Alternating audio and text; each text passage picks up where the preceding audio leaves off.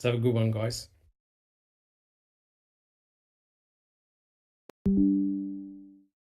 Welcome to the FOIA YouTube channel. Hey, everyone. Let me just shut that off. Welcome, everyone, and welcome to our weekly podcast, Reading with the Crew. We're on episode 10, if you've been following it. And Neville and I and everybody else from the Foul Play team want to say a really big thank you, guys, for your support and encouragement. The series has certainly caused a lot of controversy and caused a lot of chat in discussion, and it's been awesome. Like I said, we try and read all your comments, and we'll try and answer your questions either during the podcast or after the podcast. But if you've been following the series, we're reading, or Neville is reading, selective chapters from John Ferak's book, Reading with the Crew, or the Wrecking Crew. We're doing Reading with the Crew. So we're on chapter 26, which is entitled Fantasy Life. Now, again, guys, I just want to emphasize, and everyone here on the panel wants to emphasize, these are John Ferak's thoughts and words. They don't necessarily reflect our own thoughts, so please take that as you will. It's very important that you do your own research, come to your own conclusions. And the other important point that I just want to point out, even though we're reading selective chapters from John Ferak's book, because of Kathleen Zellner's recent filings, none of us on the panel are accusing Bobby Dassey nor Scott Tadich of any wrongdoing, right? What we're doing is we're presenting the material from John Ferak's book. Now, there's no question at all that there was a lot of very nefarious searches done on the Dassey computer, right? Involving torture porn, child porn, and other searches as well. And the question that we are asking is whether this would have made a difference back in 2007. Well, look, guys, welcome so much. It's great that you're here. I'm Dr. Silkman. I'm from the Foul Play team. And what I'm going to do, we're not going to waste too much time here. We're going to get straight onto it. But shortly, I'd like to present my fellow panelists. Jack 61, how are things coming along? Going very well. As some people know or may not know, there was a huge document dump in the Colburn Netflix case yesterday. Huge.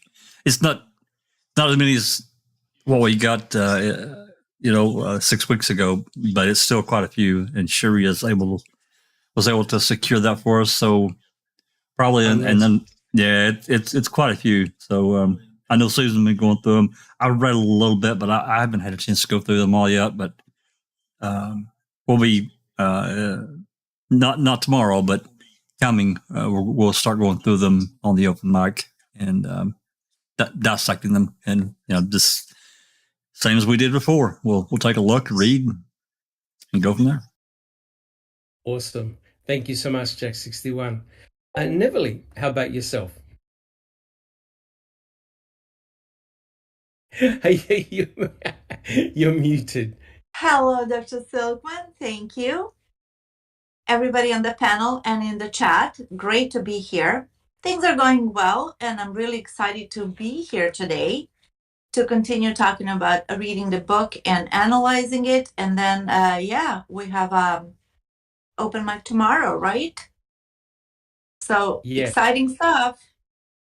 It is. And thank you so much. You're doing an excellent job with the reading. Very controversial, the chapters that we're reading at the moment. But thank you so much, Neville. It is very much appreciated.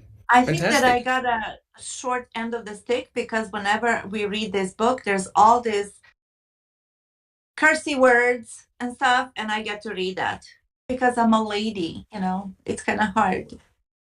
correct. And I must admit that the Reading with the Crew series have gotten a lot of views so far. So it's really, really good. Fantastic. Fantastic effort, Neverly. Much appreciated. Next, we have Alice. Welcome, Alice. Good to have you here. Hi, Doc. Hi, everyone on panel. Nice to be here. Hi, everyone in chat. It's lovely to see you all and can't wait to see what we're into this week. Fantastic. Thank you so much, Alice. And next we have, I don't recall. How are you? How are you coming along? I'm doing well, and I want to welcome everybody to the latest edition of Reading with the Crew. Fantastic. Thank you. I don't recall. And next we have Susan. Susan, how are you coming along? Hey Doc. Oh, I'm here. I'm still sick, but Oh I no. think I'm a little better than last week, so I'm hanging in there. Looking forward to the podcast today. Fantastic. Fantastic. You haven't been reading Mr. Kratz's book by any chance? No, I've been reading the Colburn case all Oh last dear. night, all today. Oh my God, it was a huge dump of documents. Some interesting stuff in there. So yeah. Fantastic. And Fantastic. just to tell everybody, I think Zoe has put that in the library already, so I think it's available to everybody. Unreal. They're all in the library. Yeah. Unreal. Thank you so much, Susan. That's much You bet, appreciated. Doc. Thank you. And also, guys, I'd like to welcome everyone that's in chat. And oh boy, we've got a lot of people already. Who have we got? We've got Cherie Lynn Pontillo. Welcome. We've got Angie. We've got Dark Side of the Moon. Good to see you here. We've got Colette. Who else we got? We've got Gloria. We've got Andy B. Welcome, Andy B. We've got Sher. We've got Katie. We've got Rhonda SD. Thank you so much for coming along. Who else we got? We got Pete Moss. We've got Case 10. We've got Jeff Jones. Welcome, Jeff Jones. Good to see you here. And please support his channel. He's doing some great stuff. And both Jack61 and myself, Big Jeff and Kelly, are on a panel where we're discussing MAM 2. Very controversial, but please show your love and support for Jeff Jones and the work that he's doing. It's awesome. Who else we got? We've got Graham Moss. We've got Jaznaz Gaming. We've got Jennifer Manning. And I think, we've got Brother Yoriz. He's here. Good to see Yoriz here. We've got Iced Coffee. And if I've missed anybody out, we've got Catnip. We welcome all our super mods and our mods. Thank you so much. And if I've missed anybody out, my apologies. But look, guys, just to bring everybody up to speed, last week, Jack61 did the 100th episode of Open Mic, and that's an awesome, absolute awesome effort, Jack61. You have to be congratulated with all the hard work and enthusiasm and passion that you've put in over a long period of time. Please check out Open Mic episode 100, where he talked about, he presented the Roger Randua's interview, which was very, very interesting. It was. Indeed, very interesting. And compared to the report that was written in CASO and the audio recording, it was very interesting what the officers decided to include or leave out.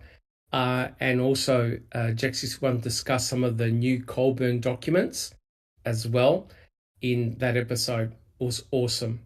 And also, the other important thing is that Sunshine Christina is continuing her crime theory exchange, which is awesome. It's a bit too early in the morning for me, so I catch a replay. And she talked about Andreas Martinez. That was very, very interesting as well. So, guys, please check out the Open Mic and Crime Theory Exchange. And please support the channel. If you like what we do, please subscribe. And if you like our podcast, enjoy our podcast, please give us a thumbs up. And we like to welcome and thank all our super mods and mods for monitoring chat. And guys, I think all of us agree, guys, it doesn't matter if you have a heated debate, but please be civil, right? That's important. Otherwise, you'll scare certain people off. They won't come to the channel, and it's a real pity. Jack61, do you have any comments? So are you quite happy about that? Oh, I think that nails it. If you pin somebody to the ground, they're not going to want to come around you. And it doesn't matter if it's through just chatting like this or in real life. You got to give them a chance to breathe. You got to give them a chance to debate. So I agree with you 100%. Correct. All right, guys. Well, look, what we'll do, we'll make a start. And again, we welcome everyone in chat. So, as you know, Kathleen Zellner had put a motion together regarding the Bailey CD. And what we went through is that she stated that was a clear Brady violation, that the state did not hand over the Bailey CD. They handed over the 7 DVDs, but they didn't give the state the ability to open up those 7 DVDs, right? Plus, there was a stipulation where Mr. Kratz didn't want Detective Bailey, on the stand. So Strang and Butte agreed to the stipulation that they weren't going to call up Bailey, and hence they never had a chance to question him, and they never got the Bailey CD. However, the state had a response for Kathleen Zellner, and what I like to do is, before we do the reading of the podcast, is put up the state's response to what Kathleen Zellner had written in her motion regarding a Brady violation and also ineffective assistance to counsel. So, Jack61, are you able to put up the very first slide? Well, So we'll just go through this. Yeah. First, Doc, I think we should look at who it's coming from, right? Correct. Well, that's going to come. That's going to come in there, and y'all will like this. Correct. Now,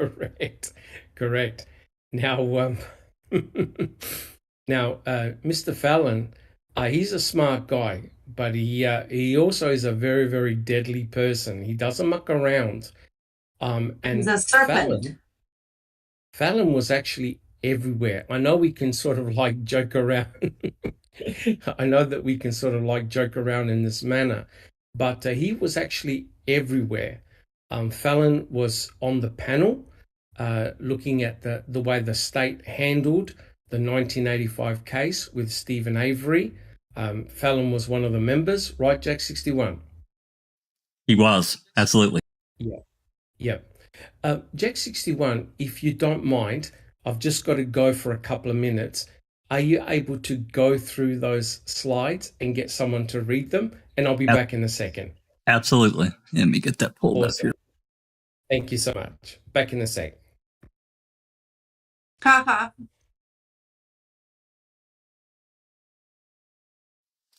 Alrighty, let me get over here to that. So, Alice, would you like to read? These slides here? I think we've got about 3. Yeah, sure, no problem.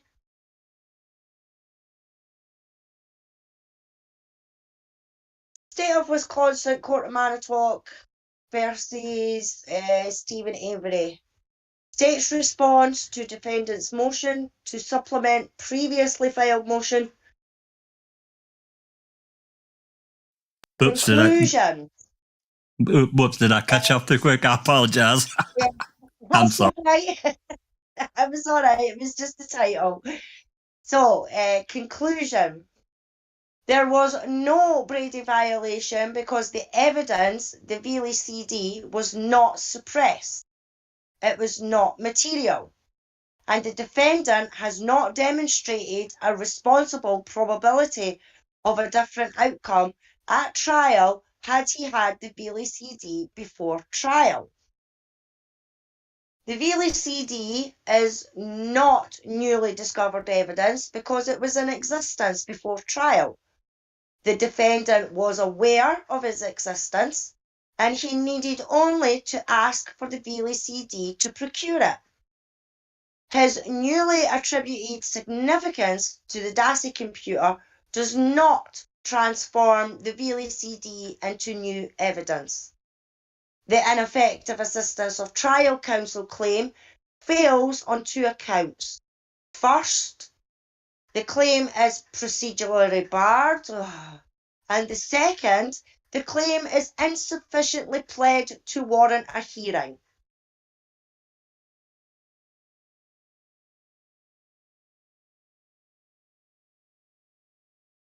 Therefore, this court should deny the defendant's motion without a hearing, dated this 27th day of July 2018. Tom Fallon, Gann, and Marcus Williams. Yeah. Well, we know what happened to Williams. He ran for the hills. Yeah. And I should say, instead of saying Thomas J. Fallon, I should say Thomas the Snake in air quotes Fallon, because he is a snake. Yeah, he is. He completely is. And for them to come out with the shite that the VLCD was there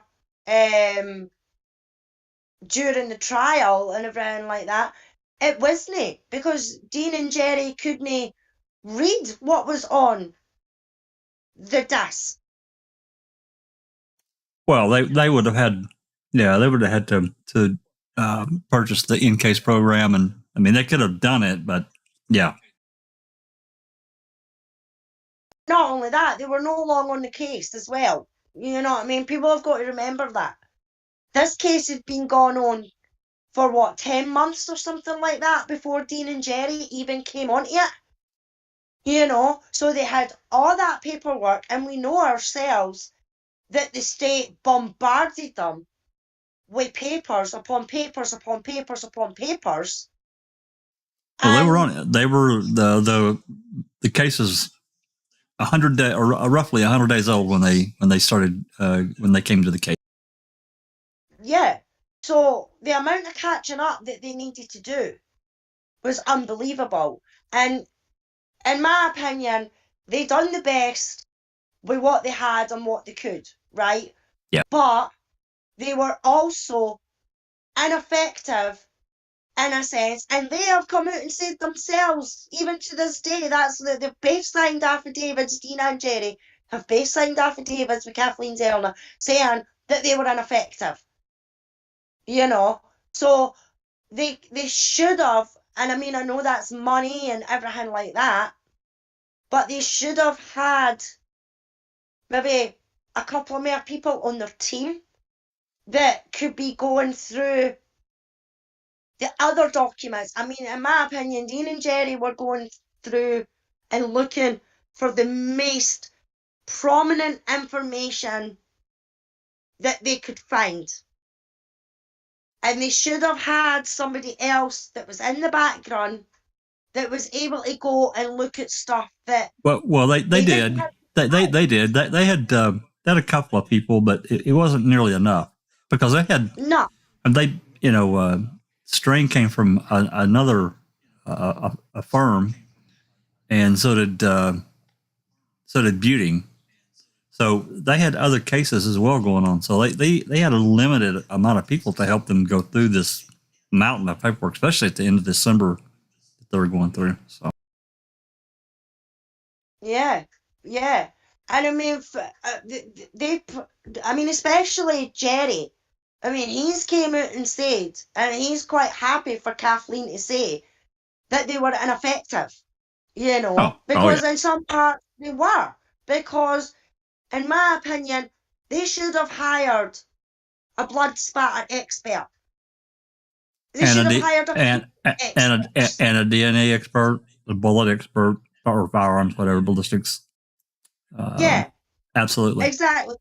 They should have been able to put on the same amount of experts is what the state could have put on. Now, I know it's a money issue and everything like that, which is unfair from the start for anybody, never mind Stephen Avery, for anybody, is the fact that the defence teams do not get the same amount of money to be able to hire these experts and things like that. You know, because the same thing happened in Luke's case as well. They wanted, oh God, let me think, what was the expert? They wanted, they asked for, over here it's called legal aid. And legal aid has got a certain fund and a certain amount of funds. And they asked, Luke's lawyers at the time, asked for more money basically to be able to hire an expert and everything like that, and it got denied. So how is that fair in any case, no matter who it is? You know what I mean? That the state have all this money, millions and millions that they can spend on experts and tests and everything like that, but the defence does not have that same right. It's just Yeah, sorry, Ali. I was just gonna say it's so frustrating and devastating, basically, because you're not on the same pain. And as Stephen said, poor people sit in prison. Poor people lose. You know? Yeah, exactly. Exactly. And I mean, that doesn't just happen in America. You know, it happens here in the UK as well. As I said, it's called legal aid, and they only get a set amount, and they have to try and work and get their experts and testimonies or tests or whatever. And I don't think that's fair, period, for anybody, no matter who they are.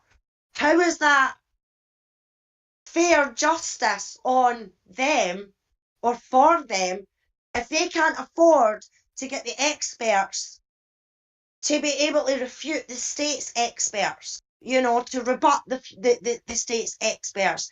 And I think that's where Dean and Jerry went wrong in this case, is the fact that they didn't bring in the experts that they should have brought in.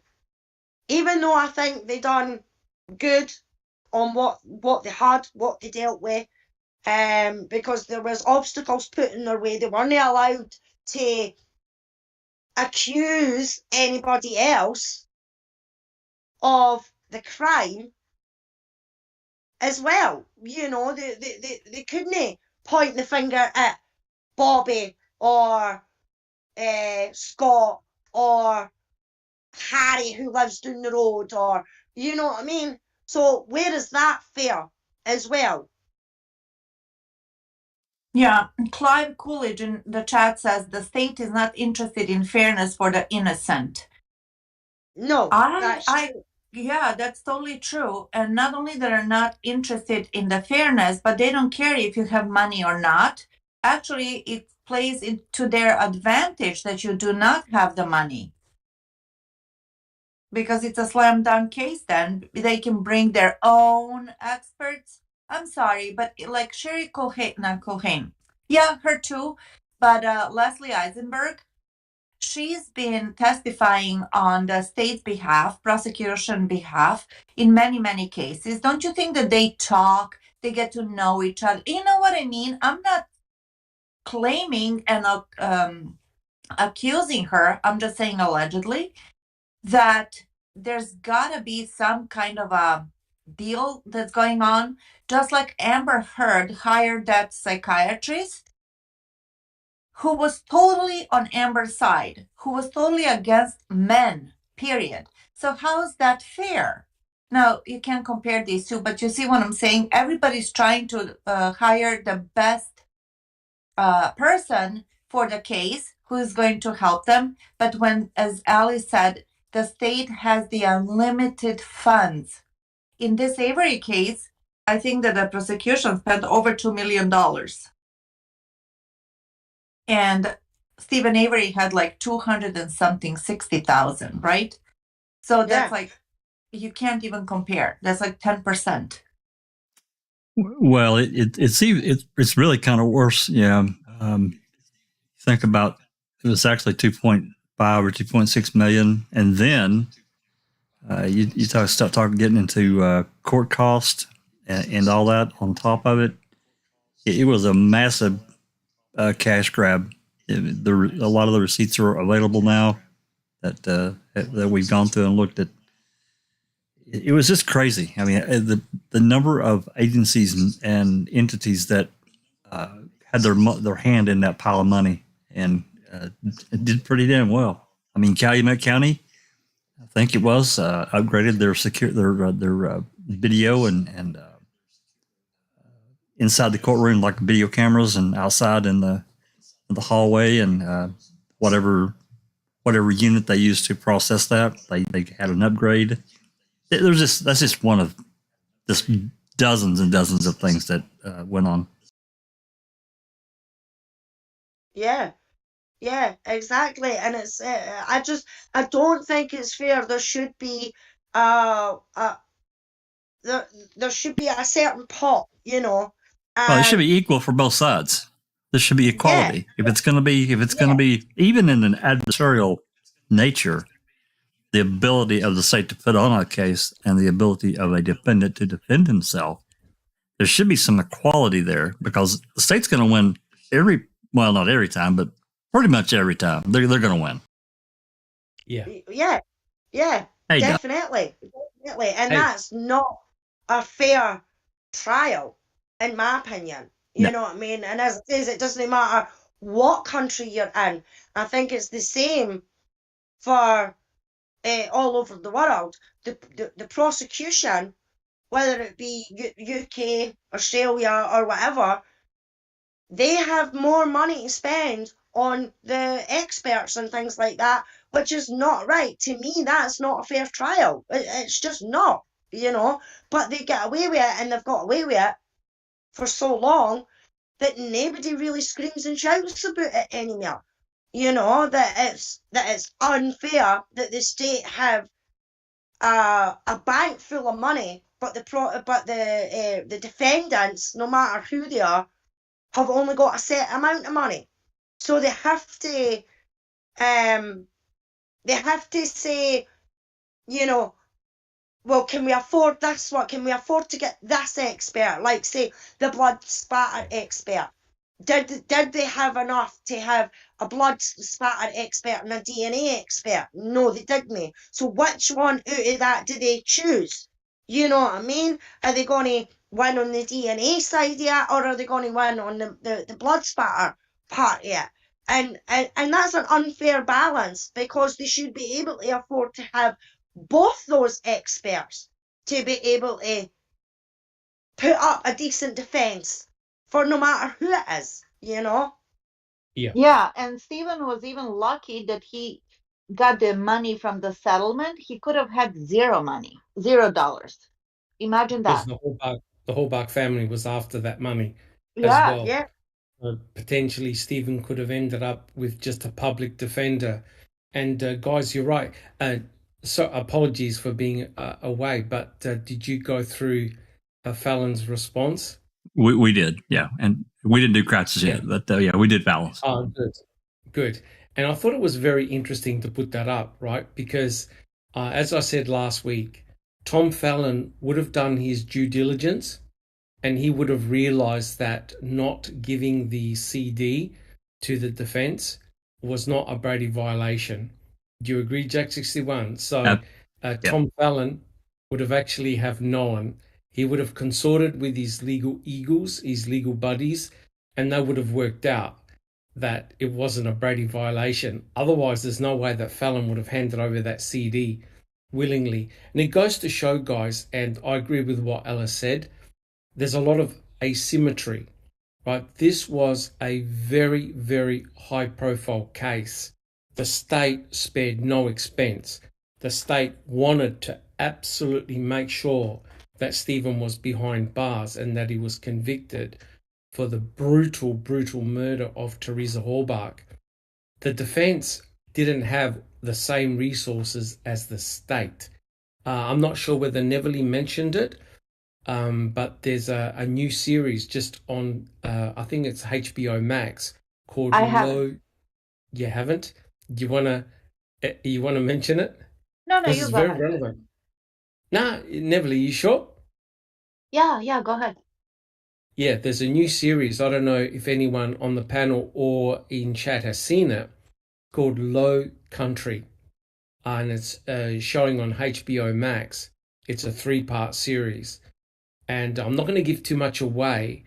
I did binge watch it, and the parallels to the Stephen Avery and Brendan Dassey case are scary. And this case, I'm not going to say any more. This case involves a very powerful, very rich, prominent family. I think it's in South Carolina. Yes, Alex Murdaugh. Murdoch, and they go back 100 years as being lawyers, attorneys, and the terrible, terrible tragedy that's associated with this story is phenomenal, and it's definitely worth checking out. It really changed my mind about how desperate people can become and what they're willing to do, right? Because remember, Stephen Avery got arrested on November the 9th, one day before Tom Kaczmarek was due to be questioned by his civil attorneys. And I'll tell you what, if you watch Low Country, you'll understand what desperate people can actually do. And the amazing thing there is when you've got deep pockets, the defense that you can bring to the table is phenomenal. So, we can't be super critical of Strang and Buting. They really did the best that they could. They're under a lot of pressure. Jack 61, you mentioned that they picked up the case fairly late in the piece. Roughly 100 days. Yeah. And trust me, the state were planning this from day one, right? And we've read in Mr. Kratz's book the importance of recognizing that this was a high-profile case. Stephen Avery had achieved hero status in the community, and Ken Kratz went after him tooth and nail. So they spent, I believe, Jack 61 and fellow panel members, over $2 million convicting him. Is that correct? Yeah, it was a huge amount. 2.5, 2.6 million that they spent, a huge pile of money for dozens of different entities to get their hands on. Correct. And I believe Kathleen Zollner said that the state had 14 experts and the defense had, I think, one. One. Yeah, basically. Yeah. Correct. Yeah. All I right, think guys. I think it was Colette in chat. Just let me go back so that I can find out the right person. No, it was Jennifer. Hi, Jennifer. Jennifer's asking, does the defense know what experts the state is going to call beforehand? Do they get a list of what experts they're going to call before it comes to court? Jack 61? They do. It's the witness list is prepared well in advance, so each side knows who's going to get called. Correct. And let me tell you right now, when the state heard wind that the defense was going to call up Deborah Kakich, they actually sent an officer to go and question her. Remember Jack 61? They actually sent an officer to question her and saying, why are you being called up? That's right. So quite clearly the state and the defense have got a list of all the people that are going to be called up during the trial. Correct. So they're aware. And there's no way that the defense, Stephen's defense, could have afforded all of those experts. By the time they pay all those experts, they would have had no money left for themselves. So, yeah, it is indeed a tragedy. There's never, guys, get it in your minds, there's never going to be a level playing field. And the important thing that you realize is that's the state that gathers the evidence. The state collates the evidence. It's the state who's got a crime lab or crime labs that process the evidence, right? And they're meant to hand over all of that material as discovery to the defense, right? But Mr. Kratz had, what was it, Jack 61, a stipulation project. And I think there were like 24, 25 items. At least. Yeah, which they wanted to agree upon before the trial actually started. And one of them was not to call Valey to the stand.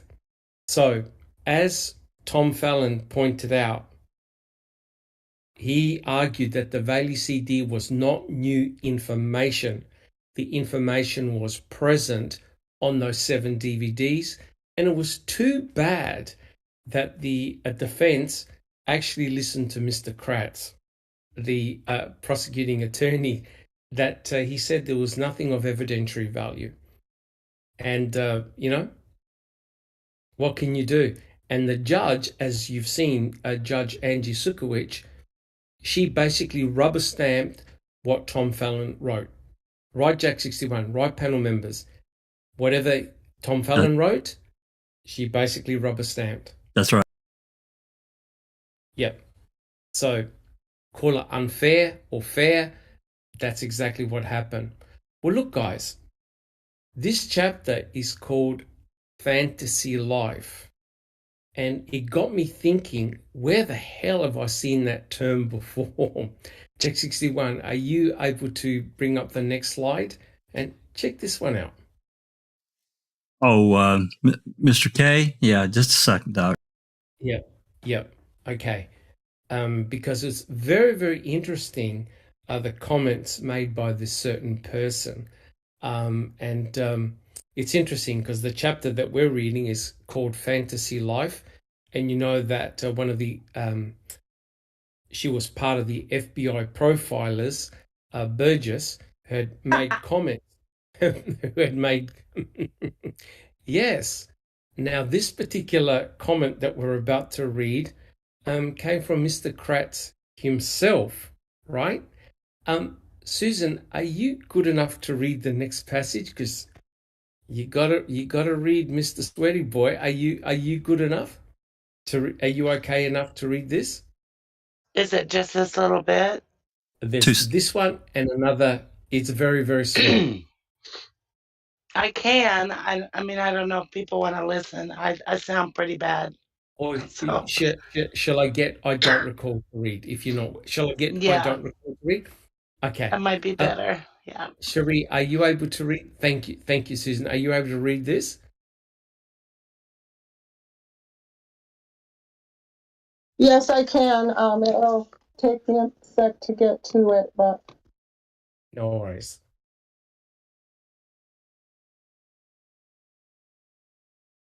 So this is obviously from Mr. Kratz's book, and it's very, very interesting that his verbiage is almost exactly what we're talking about now in the John Ferak chapter that we're reading.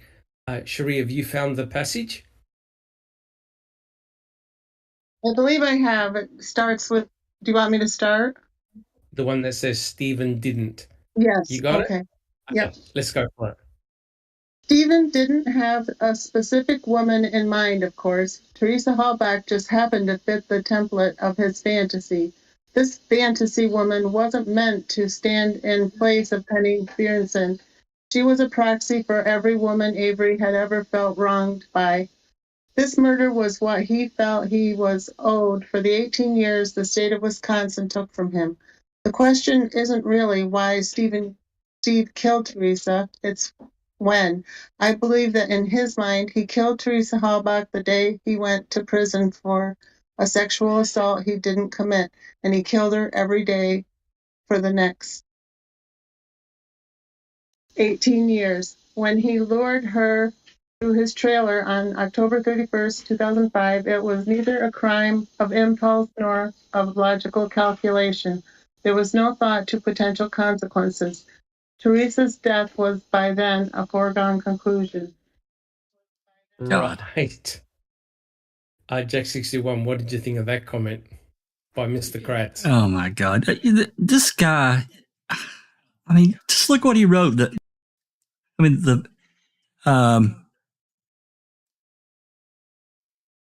this passage here, he's talking about Penny Bernstein. She was a proxy for every woman Avery had ever felt wronged by.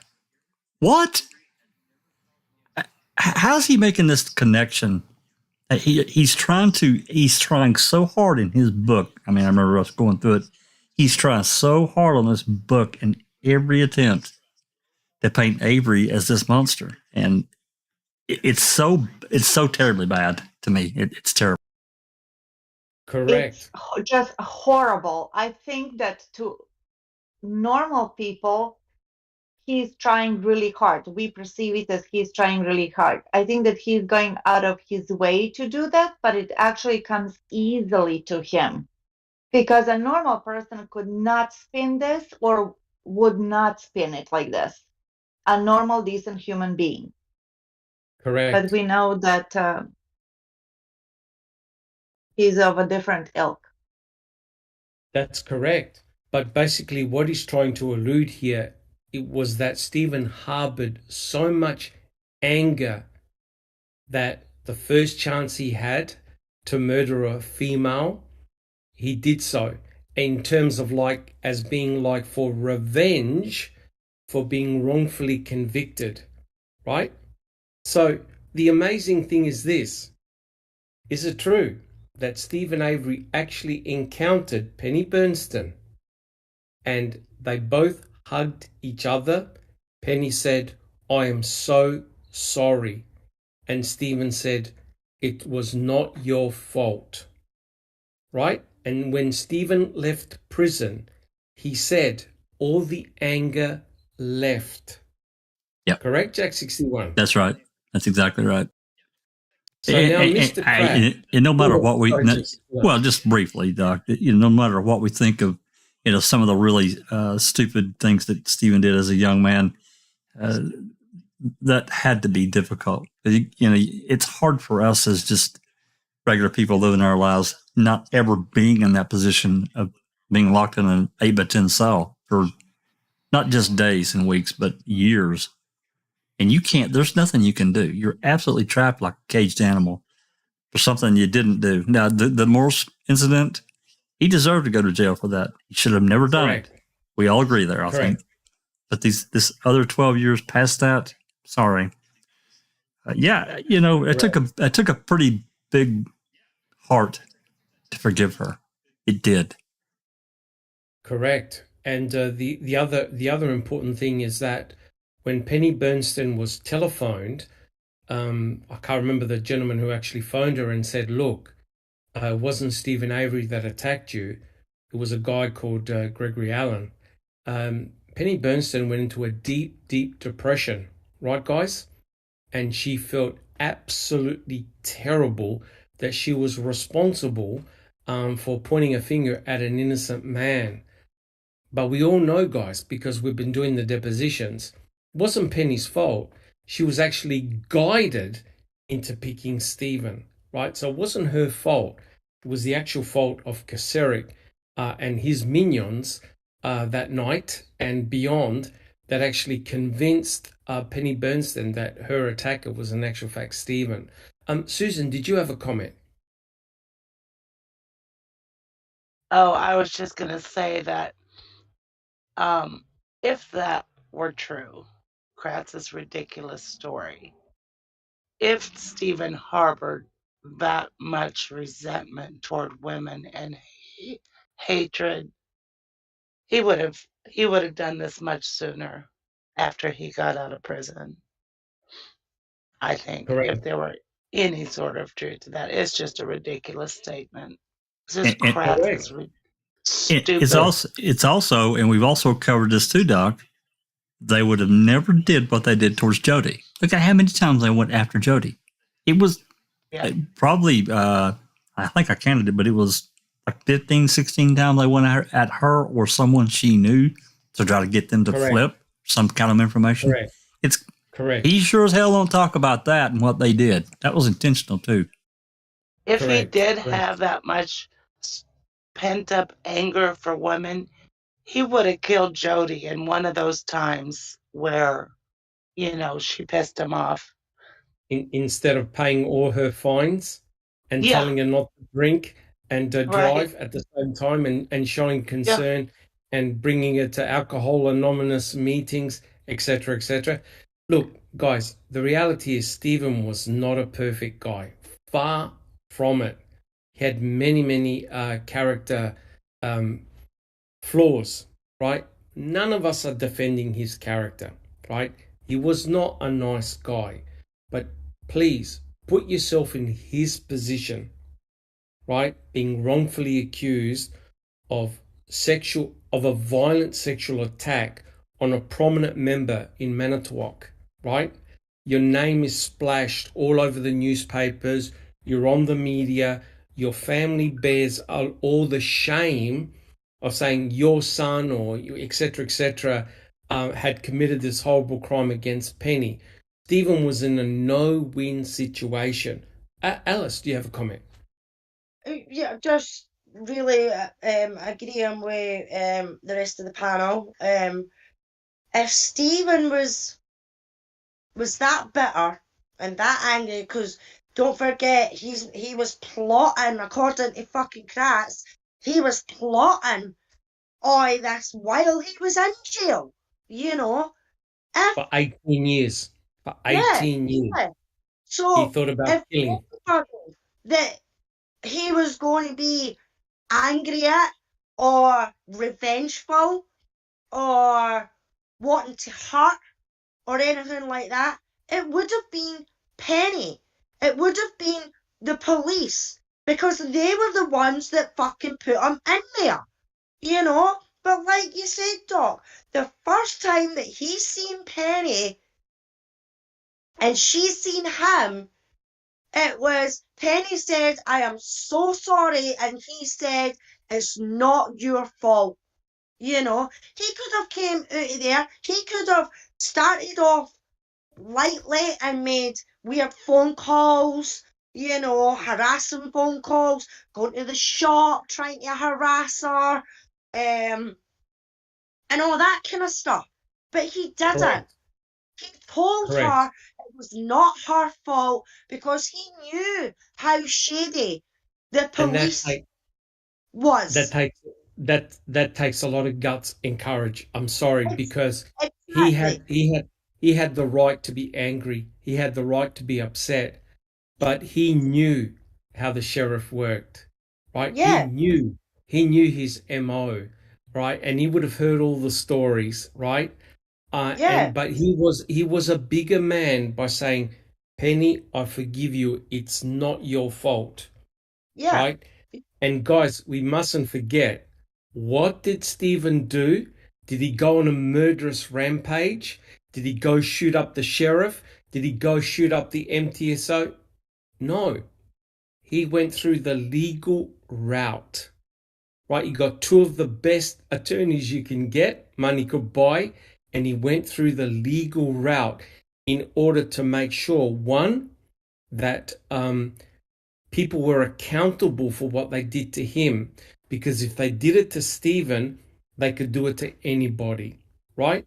And he was going to be recompensed for the time he had spent in prison. Guys, he lost his wife, he lost his kids, he lost his reputation, he lost everything. He lost time with his family. He lost time with his mum and dad, brother, sister. He lost everything. Money cannot buy you that happiness. And guys, it's true. I've seen many interviews in which prisoners have been released after 20, 30, 40 years and offered $100 million or whatever for compensation. And all of them have said, how am I going to buy back the time I've lost? I've lost brothers, sisters, parents, loved ones. I've had no relationships at all. What's this money going to do? Right, Jack 61? Right? That's right. Well, another thing that it's one of these elephants in the room that we often talk about, and not only with all this other things that you named off, happened against Stephen. This was a community body blow because now you've got people out in the community that they automatically look down on people that run junkyards and maybe the local landfill. They look down on these people because they think they're better than they are. So now we've got Stephen. He's did all this terrible stuff to Penny. So look, oh God, look at this family here. Now that gives them another reason to go, to be hateful towards them. It's so bad. It perpetuates another really terrible thing to me. Correct, it does. And I'm sure people have said it, but Stephen even said it. Poor people lose all the time. But make sure you check out Low Country. Right, this is the opposite end of the scale, right, Neverly? This is someone with absolutely. Huge, deep pockets, and the corruption that took place in this, I think it was a county, it makes the Stephen Avery, Brendan Dassey story seem tame by comparison, and the parallels with what happened during the reign of Keserik.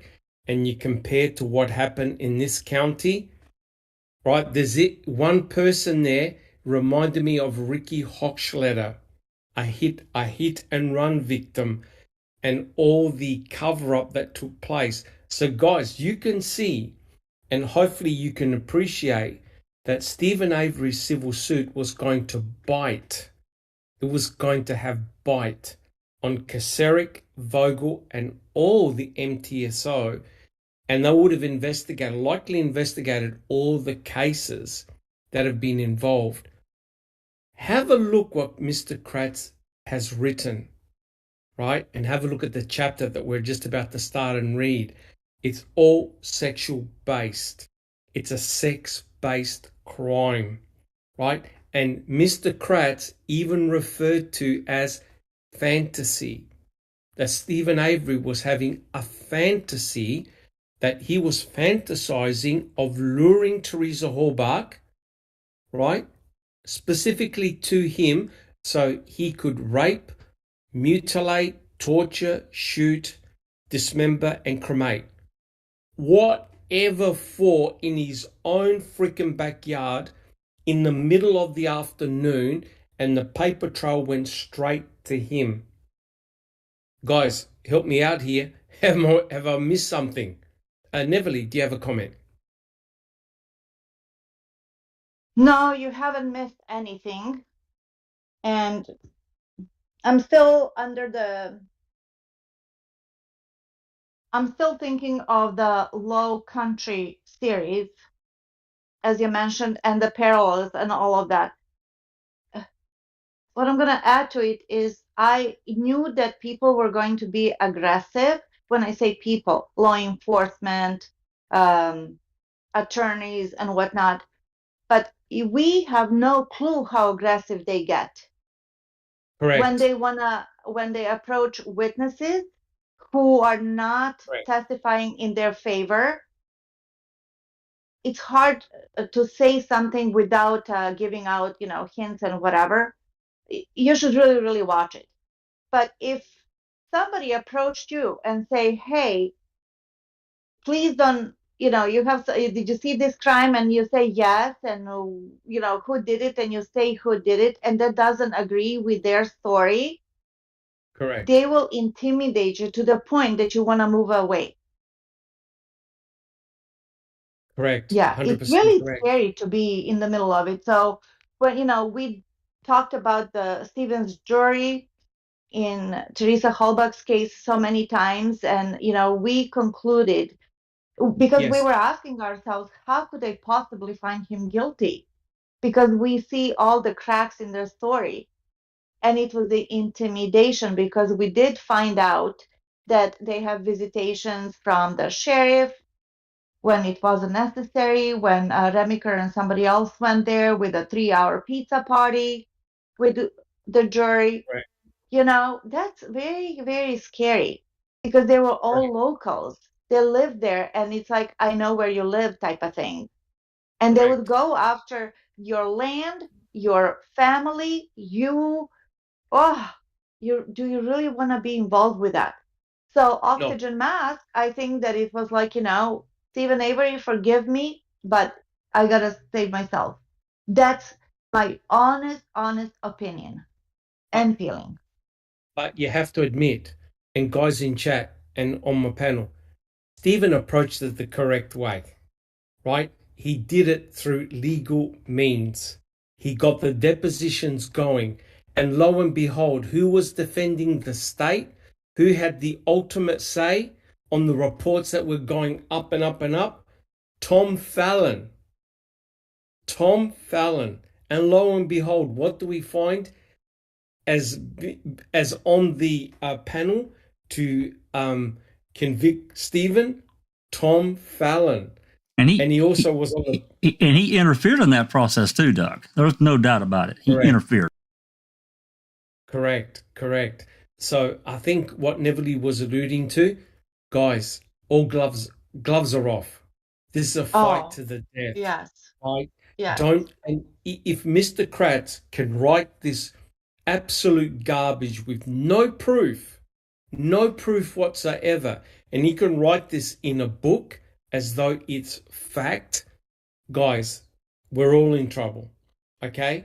Like if he can write garbage that Stephen Avery sat in prison for 18 years thinking the first person I'm going to come out, I'm going to murder a female as a token for all my anger. And yet, you see pictures of him when he was released. He was kissing babies, hugging people. He was happy. Right? And now you can see that what Mr. Kratz was doing was A, making it a sex-based crime, right? And B, that Stephen had these fantasies for 18 years, and that's clearly ridiculous. All right, guys, Jack61, did you have a comment? One brief one, and that is we talked about this inequity in the adversarial process as how much money, the state has versus how much money. There's also the inequity in the media process. So if you think about, I'm not even really talking about too much about 1985, but think about 2005. If it had been reported during the depositions that Gregory Allen had been fingered in that brutal assault in Hennepin County, Minnesota, now what would have happened? So balance in reporting to the media reporting to the public, the reality of what's going on. So, yeah, I just wanted to throw that out there as well. Anyway. Correct. These guys, and Neverly will attest that she's seen the documentary, I think, Low Country. All bets are off. All bets are off. What we see in the Avery and Dassey cases, all bets are off. You're the biggest monster, and we're out to prove it. So there are no friends there. Their aim is to put you behind bars as quickly as they possibly can. Alice, do you have a comment? Yeah, it was just actually something that Darkside said. I mean, Fallon was part of the Avery task force. So why the hell was he allowed to prosecute Stephen in 2005? He should never have been anywhere near that case. He was also deposed, Alice. He was also deposed in early 2005 in the civil case. Yeah. So why was he allowed to be able to prosecute? One, he was on a task force that was trying to make a new law or legislate or whatever it was because Stephen got wrongfully convicted. So he was on that task force, and then he's now on the prosecution side to convict Avery of something that he was only out of jail for 2.5 years for. But they are saying that, oh no, he was that desperate to get back inside that he wanted. No, he didn't. Oh, what's the word I'm looking for? He didn't fight for his innocence all that time and say that he was innocent.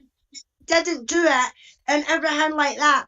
To then come out and only be out loving his freedom, loving being with his family, getting on with his life and everything like that, to then go and murder a young woman, just to get back in. He could have went and done a robbery. He could have done he could have broken into a store. That would have gotten put right back in. You know what I mean? He didn't have to commit murder. He didn't have to brutalise anybody. If he wanted in, back in that much because he couldn't handle being outside, all he had to do was hod somebody up with a gun or, rob a store or, tell a copper he was an asshole. You know what I mean? To be able to get back into the jail. The delusions that these people have had about how Stephen was and what his thinking was when he got out and everything like that. No, that was all their thinking because they needed to get rid of Stephen, period. No matter what it was, and people have got to remember it was Fallon that gave away the fucking bonds as well. Correct. Try to appease Kathleen by saying, just hold off on your motion and that the new, and we'll have a gentleman's agreement about the bones and everything like that. And then Kathleen finds out that the fuckers have gave them away when they shouldn't have. Correct. That was Fallon and the rest of them. Correct. And Norm Garn is meant to be the guru of scientific investigations and the importance of preservation of biological evidence. Yet Garn was all on giving away everything, and Garn was the one that said there was nothing wrong with Ida Mafel, right? So there's something really weird and not right going on. The state are giving away or secreting much of the evidence as they possibly can, right? The bones, Lord knows what else is missing. And it's likely that the RAV4 is either gone, dismantled, and they don't want to give anything of the RAV4 to Kathleen Zellner. But let's refocus back on what we're talking about. So one thing to add, Doc, I'm sorry. Blunt and bloody instrument that never made it any damn where. Yep, correct. So again, guys, we've discussed this before. There is an alternative narrative going on, but we mustn't forget the reason why we're reading all these chapters, and we'll get started, I promise. The reason why we're reading all these chapters is that the state made this as a sex-based crime, right? Even we get projected in the newspaper what exactly they were going to find on Stephen's computer. Violent pornography, pornographic material, etc., etc. And you could tell because Colburn was so upset looking at a couple of Playboy magazines that he had to shake, rattle, and roll the cabinet, the bedside cabinet, that the key suddenly fell out of it, right? So you can see, and also what Jack 61 stated, the way they questioned Jody was all to do with how many times do you have sex? Is he making you do this? Is he making you do that? Was all sex-based, right? So that's the angle that they approached, and you can see what Mr. Kratz wrote in his own book, that Stephen was having a fantasy, right? And the question must be asked, who actually was having the fantasy, right? Was it Stephen or was it Mr. Kratz? Neville, do you want to make a comment, or have you got a comment? Yes, I meant to make it. It's kind of out of context right now, but I just don't want everybody to forget. We all know it, but I like to talk about it. Stephen spent 18 years in prison for something he didn't do. Okay. Not only that he lost 18 years of his life, correct, but he skipped the entire upbringing, not of 1, 2, 3, or 4, but 5 children. 5 children. 36,360 million cannot make that up. No. And Stephen has learned a very hard lesson while in prison. Then when he came out, he did exactly the opposite of what Mr. Kratz is saying, how he vilified him, that he was doing this, and Teresa was just like, he was dreaming about Teresa every day. Bullshit. He wanted to do everything correctly. He's learned his lesson, and he has matured in prison. because that's what happens when you go through a rough time. You realize what's important and what's not. So that's why he was critical of Barb and her mothering. And, bless Barb, she had 4 boys and they're all teenagers, younger and older, which is a nightmare for, an intact family, let alone, a single mom to do that. So my point is that Stephen was exactly the opposite of what Kratz was saying. So that's why we're, I think, even more upset of what Kratz is saying, because it's so far from the truth. But then that's his MO.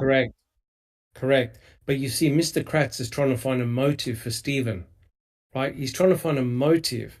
And the problem is that everything was pointing to somebody else. That's what the issue was. Though Wiegert was projecting what they were going to find on the computer, on Stephen's computer. They didn't find that. They found all this nefarious information on the Dassey computer. Now, guys, I just want to point out, we need to look at what would have happened in 2007. Okay? Now, with hindsight, we've got a better understanding, or a potential better understanding. But we need to think how this information could have been used back in 2007. Right. So I reckon we start the podcast proper. And Neverly, would you like to start reading? Jack 61 is page 8. Yeah, give me just 1 second. Yep, I'll get it pulled up. Yep, we're actually on page 8. And remember that Kathleen Zellner had employed Burgess, who was involved with the FBI, looking at profiling and looking at serial killers involved in sexual homicides. And so basically she looked at the reports of what was found on the Dassey computer. Now, Neverly, can you see the page? Your starting point is that was vintage Kratz. Yes. So it's a good segue with what we just read with Mr. Kratz. Yes. Neverly, would you like to continue? Sure. As far as her academic background, Burgess obtained her bachelor's degree from Boston University, her Master of Science from the University of Maryland, and her doctorate of nursing science from Boston University. She also has an honorary degree from the University of San Diego. Here's what Dr. Burgess had to say, given her dedication and expertise in getting to know the psyche of the criminal mind, the deviant sexual offender who gravitates into the abyss. So she's got a lot of experience. A lot. She's got a lot of experience in this. And like I said, I'm not sure whether anyone on the panel, Jack 61, have you seen Mindhunter? I have. Excellent series. Excellent series. Yeah. Yep. And Neverly, you've seen Mindhunter as well? Oh, several times. Yep. So you can see that they're the ones that started this program. They know what to look for. They've got a lot of experience. All right, Neverly, would you like to continue? Yes. The offender in the Halbach murder would be classified as an organized offender who plans, thinks through, and tries to cover his tracks by deleting incriminating files, interjecting himself into investigation as a primary witness for the state, misleading the investigators about the timeline and events surrounding the murder, and would be very likely to attempt to plant evidence and frame another for the murder, Dr. Burgess concluded. Oh, now, my Lord. Before you read, I'm not sure whether Jack 61 has seen it, but on Reddit, there's a couple of guilters that have talked about this very, very point, and it has triggered them badly, right? They've lost their collective shit on just that statement. Jack 61. Yeah. Any comment? Well, yeah, I've read it. I won't go too far into any comments, but yeah, they have absolutely come unglued. Some of them have. Oh my God. Yep. So as you can see, Dr. Burgess basically gave her opinion on what type of killer they would be to do the things that they did to Teresa Halbach. And I tell you what, these guilters on Reddit, were not impressed with that statement, nor with Dr. Burgess. And Neverly, would you like to continue? Yes, I just find it funny what I just read, this part that the offender in the Halbach murder, that he's first of all organized, he thinks things through, and then deletes incriminated files, interjects himself into investigation as a primary witness for the state, misleads the investigators and so forth. This is nothing to do with Stephen. No. Nothing to do with Stephen. Yeah, okay. And guys, sorry, Nelly. The offender would keep secret his commission of the sadistic murder of Miss Halbach. The police should have considered Bobby a prime suspect in the murder of Miss Halbach and should not have eliminated him as quickly as they did. Oh boy. I know. While finishing this book, the author reached out to Zellner, the country's leading wrongful conviction lawyer, to gain her insight into the killing and dismemberment of the young auto trader photographer who never made it home to her family's farm on Halloween 2005. Bobby has been described by family members as being a very quiet, socially awkward teenager who never dated, Zellner said. He spent a great deal of time on the computer, which was in his bedroom. Our experts have developed a profile of the individual doing the computer searches for violence pornography. The individual was obsessed with inflicting sexual violence on young females and displayed a strong interest in viewing deceased, mutilated female bodies. My experts believe the individual is very disturbed and seems to hate women. Now, does anyone want to make a comment on that statement? Is Zona correct? Is Zona way off the planet, or what's the story? Who would like to make a comment? Jack 61. Yeah, I'll read this with some just thinking about things that we know that Bobby said in interviews. That we have to understand that we only have snapshots of various things that statements that Bobby's made to the various investigators. So, I don't know that I necessarily entirely agree with that because we have to be. If we could be for certain, 100%, that he downloaded all that death porn and all this other really terrible stuff, I could probably allude more to this fact, but I can't. I just can't. And then I think about Doc and everyone. I think about remember the times when. Well, I'll pick out one night. The night that Barb and Brendan and Blaine were at Fox Hills. And Bobby was on the computer goofing around. Actually, it really was more than goofing around with these friends of Brendan and Blaine that were younger. The young woman. Yes, and that I think that showed a disturbing side that he definitely had to have known better to do. I don't know that it necessarily displayed a hatred towards women, but certainly a propensity to objectify far more than he should have, and some other things that I can't really get into. But hate, I don't know that I can go there, but I understand why that. That's for sure. Absolutely never. Right, but we've said it many, many times, and we're going to say it again, that if you're pointing a finger at Bobby Dassey, downloading and viewing this horrible, nefarious pornographic material, you have to be 100% sure. Correct? Guys on the panel, correct? That's right. Absolutely. Correct. Yeah, otherwise it'll be ripped to pieces, right? But, guys, we're talking about 2007, right? Not 2022. We're talking about the impact that this pornographic material being found on the Dassey computer would have had back in 2007. And Stephen's defense team never had the chance to present that in trial, impeach Bobby Dassey, right? and raise reasonable doubt. Correct, guys? Is that correct? Very That's right. correct. Unfortunately.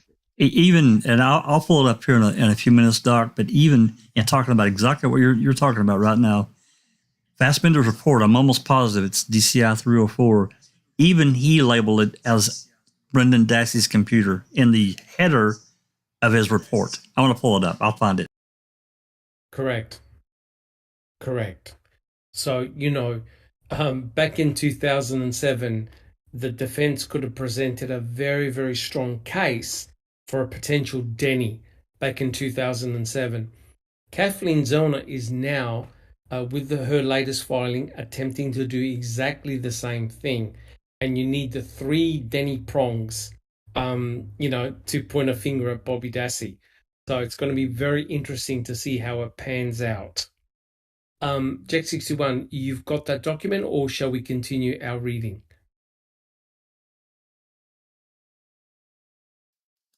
Sorry, Doc. No, let's continue the reading. I'm digging for it right now. Reading? Yeah. No worries. And Neverly, would you like to continue? Sure. Zeller said she has visited with Avery one-on-one about Bobby since this was his nephew, and he saw him often from September 2003 until his arrest in November 2005.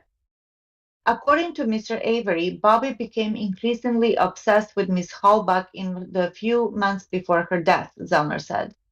Mr. Tadich, Bobby's stepfather, has a history of domestic violence.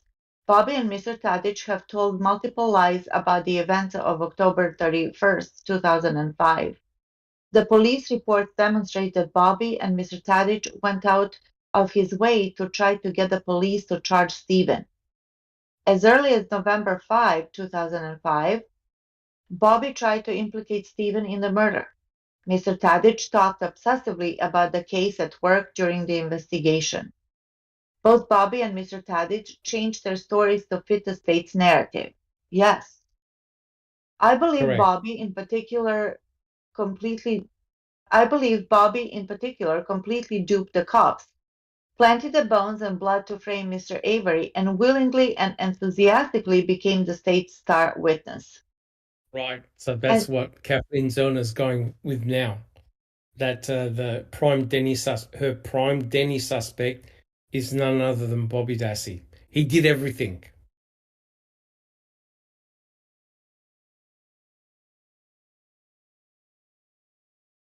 And the state's star witness was also aided by the dubious testimony from his future stepfather, Scott Tadich, who furnished him with an alibi for both men, around the exact time of Teresa's disappearance and killing.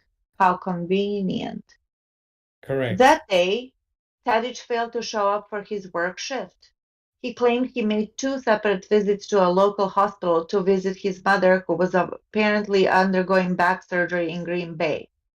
Keep in mind, this was the same woman Tadich tried to beat up and had called several despicable vulgar names during an explosive outburst that led to his arrest by police just a few years earlier. And I think that it was just about moving his fishing rods, something benign. Correct. And he lost his shit.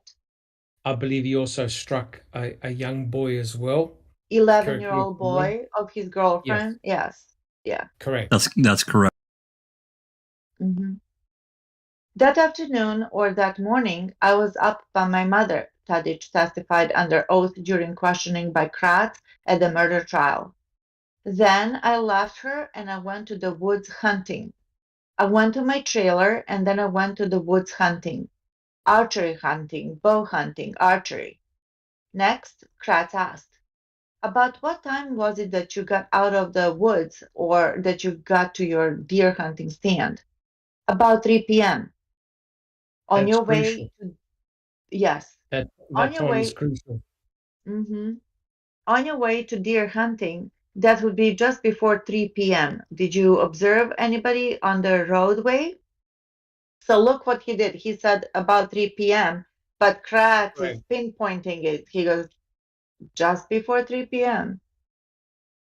Tadich said, yes, I did. I saw Bobby Dassey on Highway 147. I was going west and he was going east.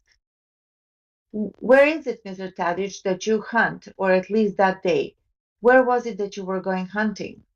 In Kiwani.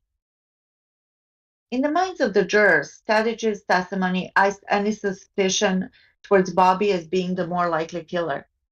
At the same time, Tadich helped bury Avery, a man he hated because he resented the fact that Avery was in line to collect a multi-million-dollar settlement for the 1985 wrongful conviction case. Now, And do you because see what, do you see what the issue is here? Right?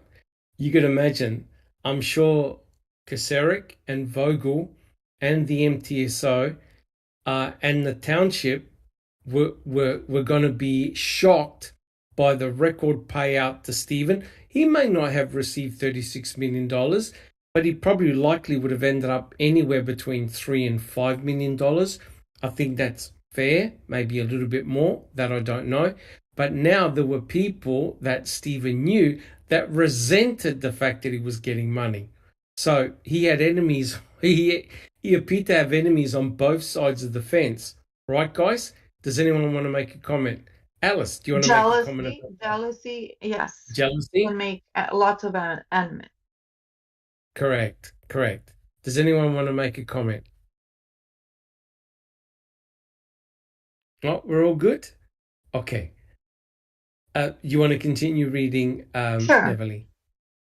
And because he knew the cops investigating Teresa's death were not street smart individuals, Tadich realized he could essentially say whatever he wanted, and no one would question his statements or question his motives. Tadich went on to indicate that Stephen has a large amount of control over Brendan, as well as the rest of the Dassey and Avery families. He states he believes this due to the large amount of dollars that Stephen was possibly going to be coming into. He stated he has known Stephen approximately 2 years. Tadich went on to indicate Brendan spends most of his time with Stephen and that Stephen had taken Brendan up north a lot. Scott went on to indicate his gut feeling is that Stephen had some sort of sexual relationship with Brendan, but he has nothing to back his feeling up. Right. Nice. So now Scott Tadich is doing a Ken Kratz, right? And again, look at what he's accusing him of: sexually molesting his own nephew, right? Does anyone want to make a comment on that? Well, it's another twisty mind going on over here. And whether that was suggested to him, well, we don't know what kind of predicament Mr. Tadich was in at the time. Who knows? Maybe he was talked into becoming the second star witness for the state. We don't know. All we know is that he had a really long rep against women and other crimes. Correct, like a lot of debt.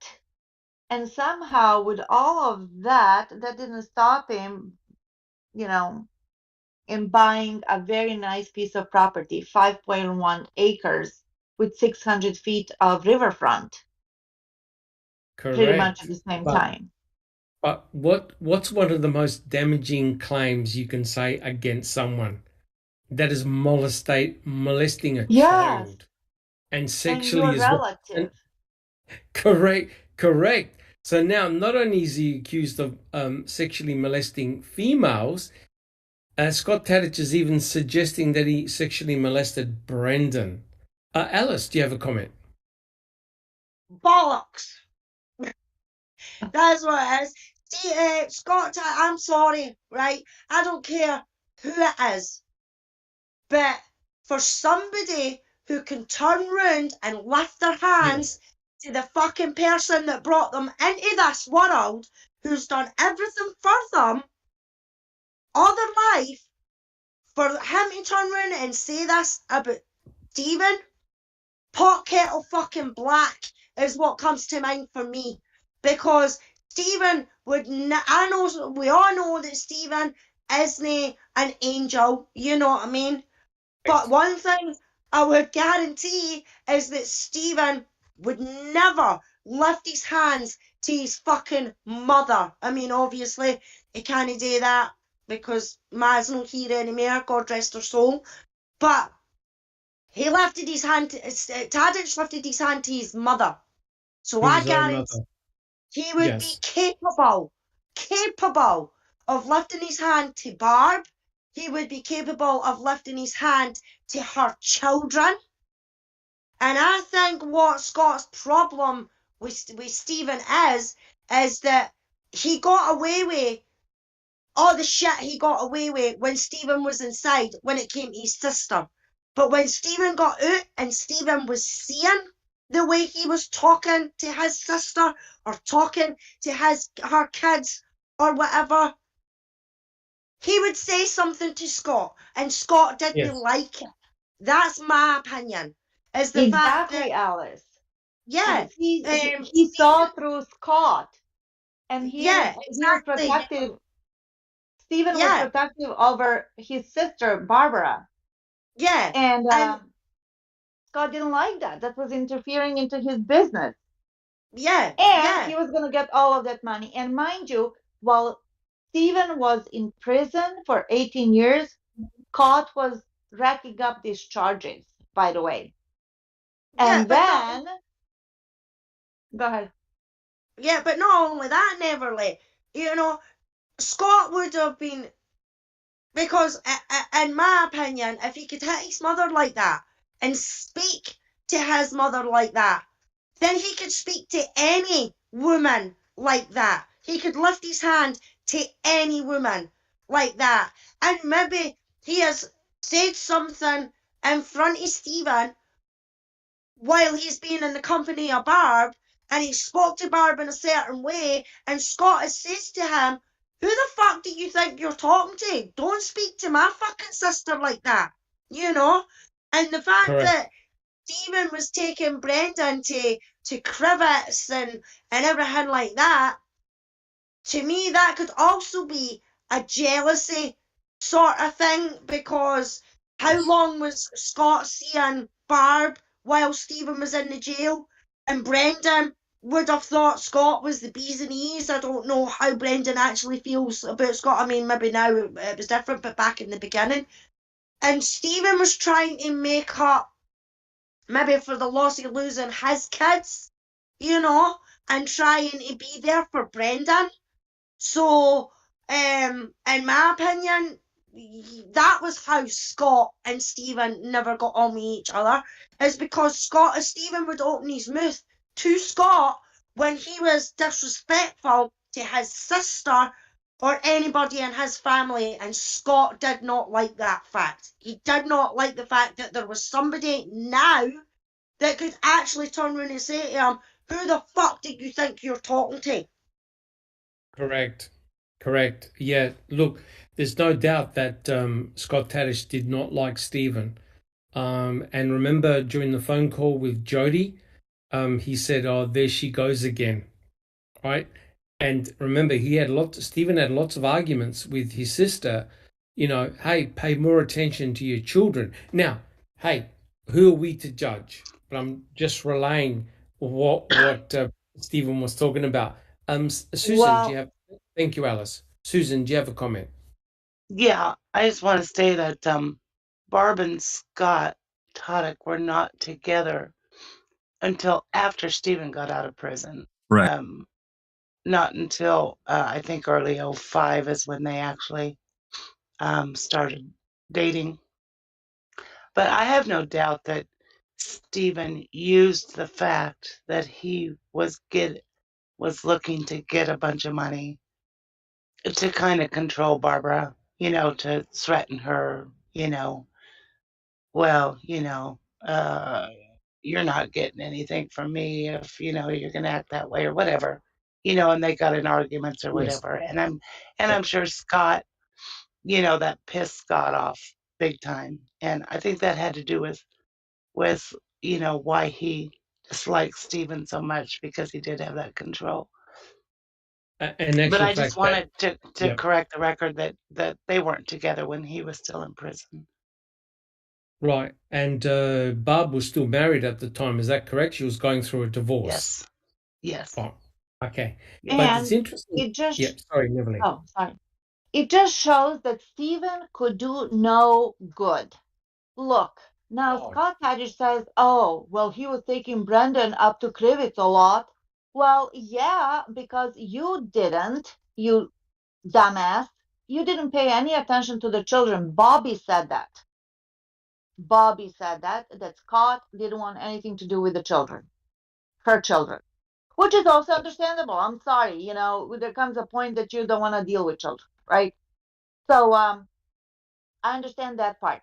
But Bobby was the one who said that Scott didn't get involved. So now Stephen is a bad guy, horrible villain for actually putting some investment into a relationship with Brendan and taking him under his wing.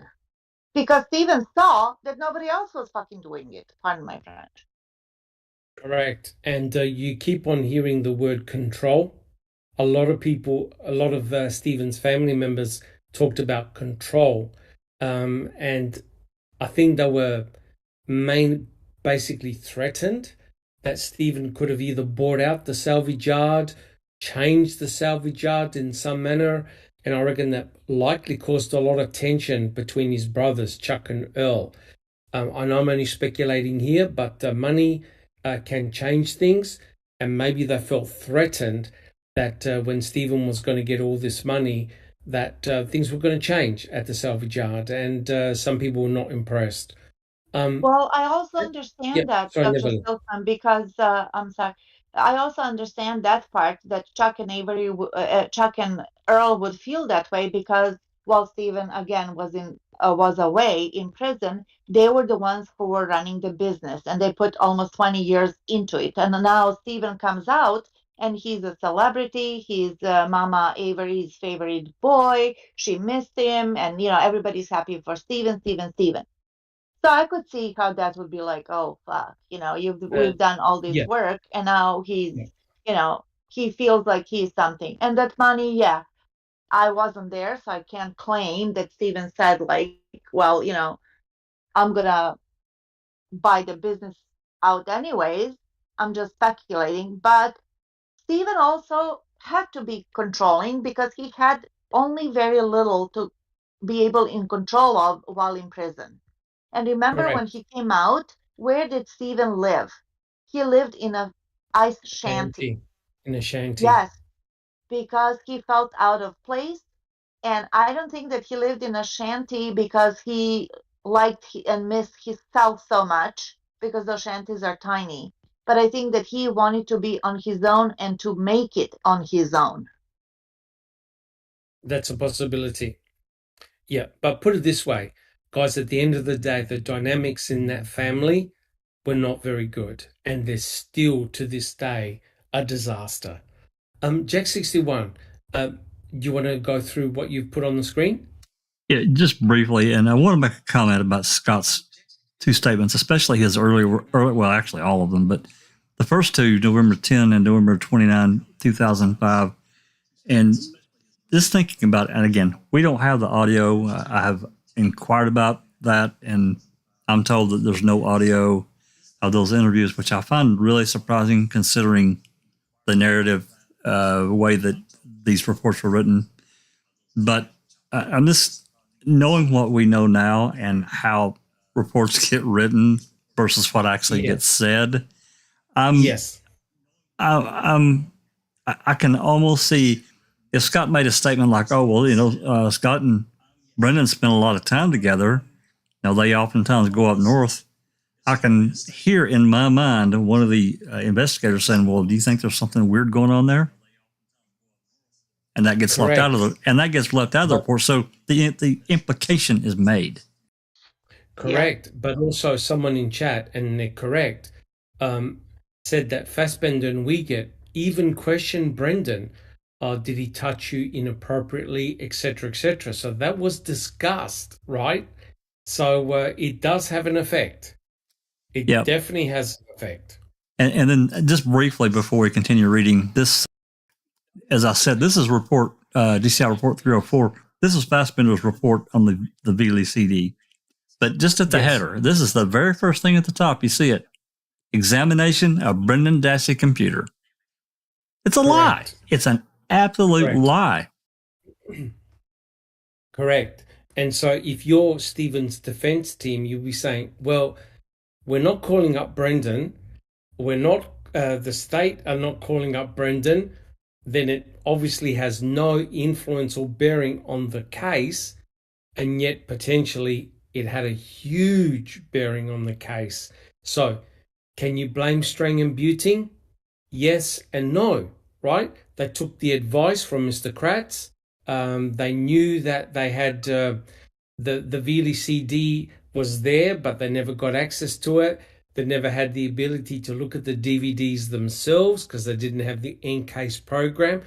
So, you know, most people would say, hey, that's a Brady. And there was a lot of discussion in chat saying, hey, come on, Dr. Silkman, that's a standard Brady violation. I agree. Yet, look what Fallon wrote. He said, no, that's not a Brady. And the judge, Angie Sukowicz, agreed. Right? No Brady and no ineffective assistance to counsel. So what we think is a Brady violation and ineffective assistance to counsel, according to the judge, no, it was not. No, it was not. Jack 61, keep going. Well, really, that was basically it. I didn't want to get too far off into that report, but I think tied in with, again, this goes back to the investigators and how they conducted themselves. We've all listened to Fassbender and Wiegert and how they talked to Jody multiple times and what they were trying to do. Correct. And what got reported. Correct. And I can't prove it, but I'm convinced that there's more audio that they have that didn't get reported into the report itself. A lot of times you read these reports and it says, audio got turned in, CD, blah, blah, blah. But a lot of them don't. But these reports were written in the narrative, and some of them were quite lengthy. So who's sitting there taking all these copious notes of these long interviews, and it makes it into this report? I'm sorry, I don't believe it. I just don't. Correct. Well, in your open mic, we were comparing what was recorded to what was actually written down, and there were things that were missed out. Yep, absolutely. Right. There were things that were missed out. So, like I said, the person who writes the report has all the power and control, right? Absolutely. All right. Neverly, and would you like... also, sorry. yes, Neverly. and also the state gets a first pick of the evidence and what they're going to keep and what they're not going to keep and what they're going to share and what they're not going to share. And that's exactly what we read about, what Ferak wrote in his book, I think a 3 weeks ago. Correct. That's what he said. Because who in their right mind would disclose something damaging to their case, to the defense? Correct. And in my opinion, the state used deceit in order to bypass it. 100%. Right? And remember, Strang and Buting were preparing for a murder case. Neverly. Well, just last weekend, was it last weekend when we read or when we were listening to the Dunes's interview with the police? Correct. They were fishing, hunting, everything. And the last words, and I don't remember who the investigator was, when he said, hey, if you hear something, make sure that you call me. You got my number or whatever. That was 12 days before the trial. And they still had no clue what happened. Yep. And what wasn't on that recording, right, Jack 61, was the fact that the investigators checked out his truck, his vehicle, for the presence of blood. Now, that's right. That is extraordinary, right? What the hell? 1 week before a trial, are they checking his car for the presence of blood? Were they thinking that he was potentially a co-conspirator, a killer, right? 7 days before the start of the trial. And Randers even said, hey, look, I've been in the military And I know that if you cut major arteries and veins in the throat, blood's going to come gushing everywhere, right? Where's the blood? Now, if this guy's saying, "Where's the blood?" That's right. You can imagine Australian Beauty going, "Oh, where's the blood? Where's the blood at the crime scene?" And the answer is there wasn't any. The only blood they found in Stephen's trailer was Stephen's own blood, nobody else's. Jack 61. Come on, Doc. There were pools of blood. Pools. Yes, but the thing is, it's all about impression. That's the important thing. Shock and awe. Jack 61. Yeah, just briefly, you think about, again, I know, the recording's out there for anybody that wants to listen to the entire thing, but think about the questions that Baldwin asked. Remember, did you pick up, anyone, a young woman, hitchhiker, help them with, they ran out of gas. So, again, this is just a little over a week prior to trial. Why are they asking this guy this stuff? What are they thinking? Isn't your case done? No, that it was still very much flexible. Absolutely. They didn't want to let out. It was still very much flexible because they're obviously scratching their head. They're going, wait a minute, we can't actually find anything in the so-called alleged crime scenes. Was Teresa Horbach attacked outside the salvage yard? Did you happen to see anybody? Did you help anybody? And that's pretty bizarre, asking those type of questions, as Neverly said, 7 days before the start of a trial. Bizarre. When they had Stephen's blood in the RAV, they had her, they say they had her bones in his backyard. They had her DNA on the bullet. What? They think they don't have a solid case, so they're going after this little tip? I mean, come on. Correct. 100% correct. It never seemed to have been enough for the evidence. The evidence kept on piling on and on and on and on. And we all know what happened with Brendan, right? You have the hood latch DNA and you have Ida Meffel, right? To put the icing on the cake, right? So the evidence kept on piling. They wanted to ensure that Stephen never had a chance to walk. So all the evidence kept on piling on top until it became just about impossible to try and answer away very easily, right? So they want to ensure, it's really funny, they want to ensure a conviction.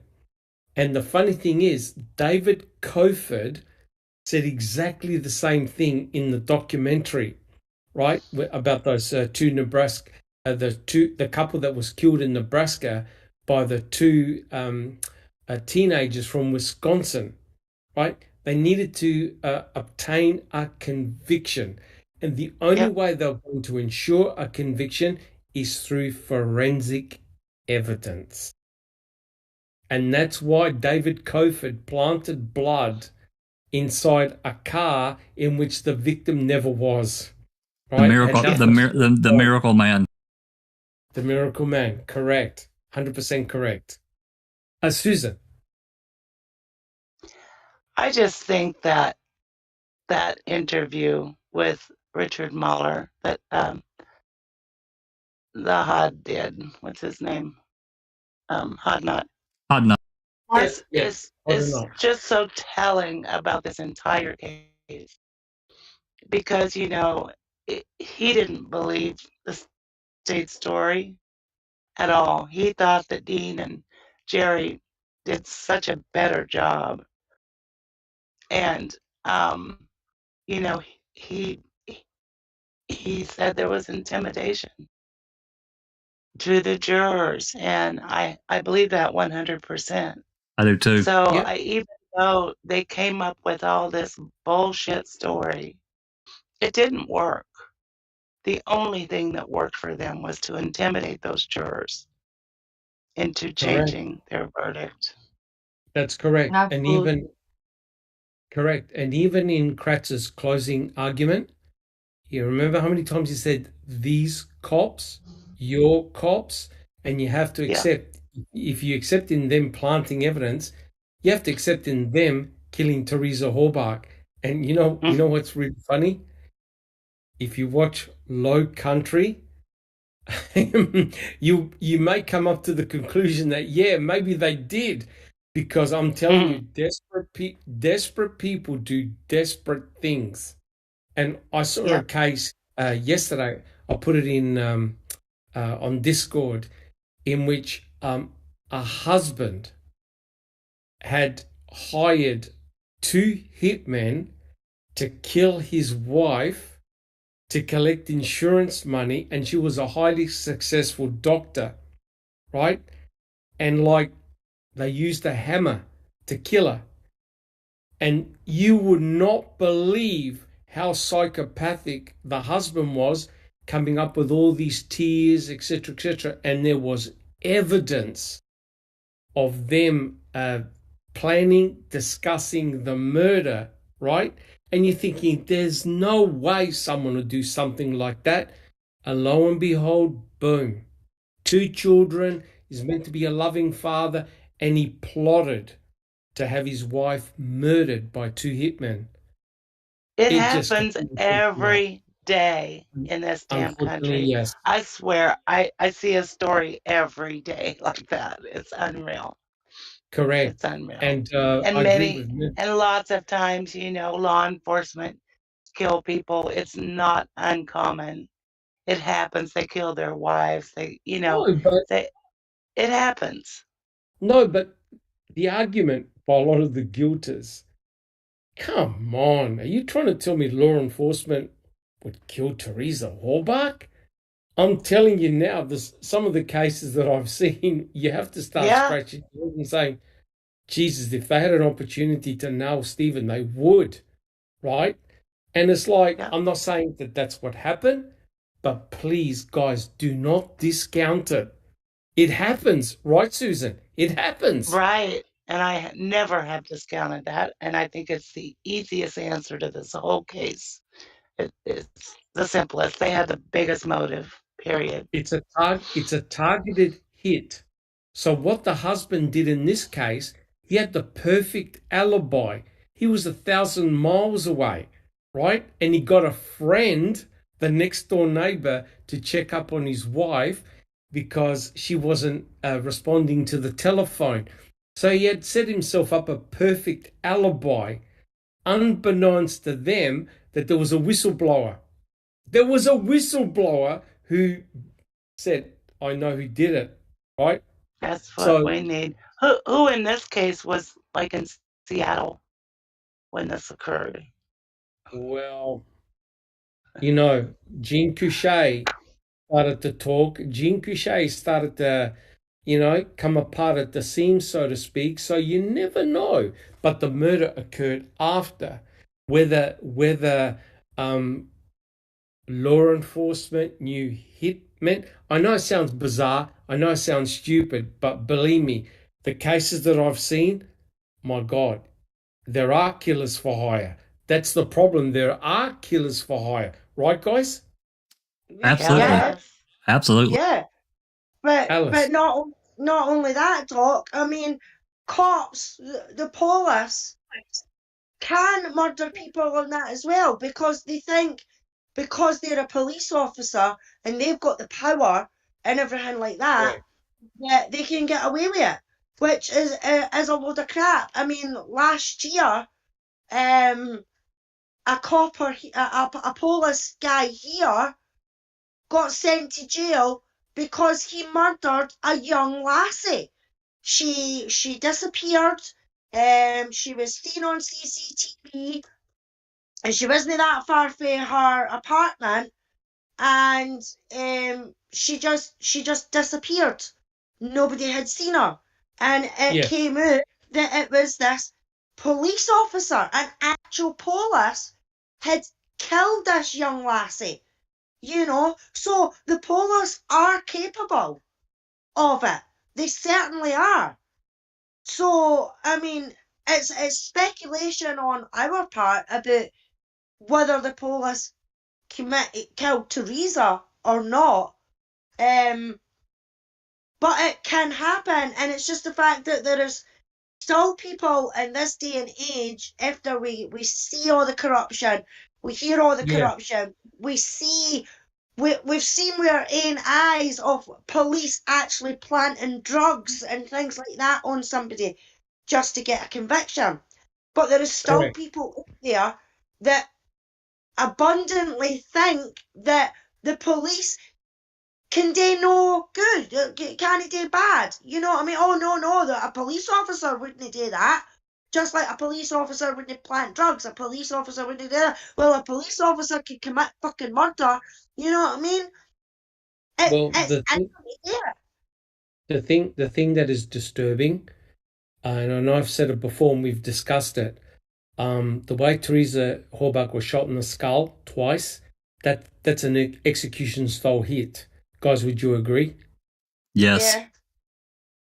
That, I mean, Yes. back of the head, on the left temple, that's a classic execution style hit. And it's If very that was her interesting. skull, Doc. That's true. Yes. Well, we have to assume that it was, right? Because the skull fragment was found with the other cremains, right? But that's exactly an execution style hit. And you have to ask yourself, would Stephen really do something like that in his own garage, on his own property, in front of Brendan, who faints at the sight of blood? The whole thing is absolutely crazy. And then you've got the narrative, as Jack 61 pointed out, about the blunt, bloody object. Well, let me tell you, this woman, this doctor, she was hit repeatedly on the skull with a hammer. And I'll tell you what, the amount of, and the guy who did it was in court. He got a plea deal. He got 25 years in prison. But of course, he had to then bring in the fact that he was working with another colleague of his, and the fact that he was interacting with the husband, right? It's a complex story. But the amount of blood and damage that was done to this poor woman who was hit on the skull with a hammer is astronomical, right? There would have been blood absolutely everywhere, right, Jack 61? So you Everywhere. don't find the dog.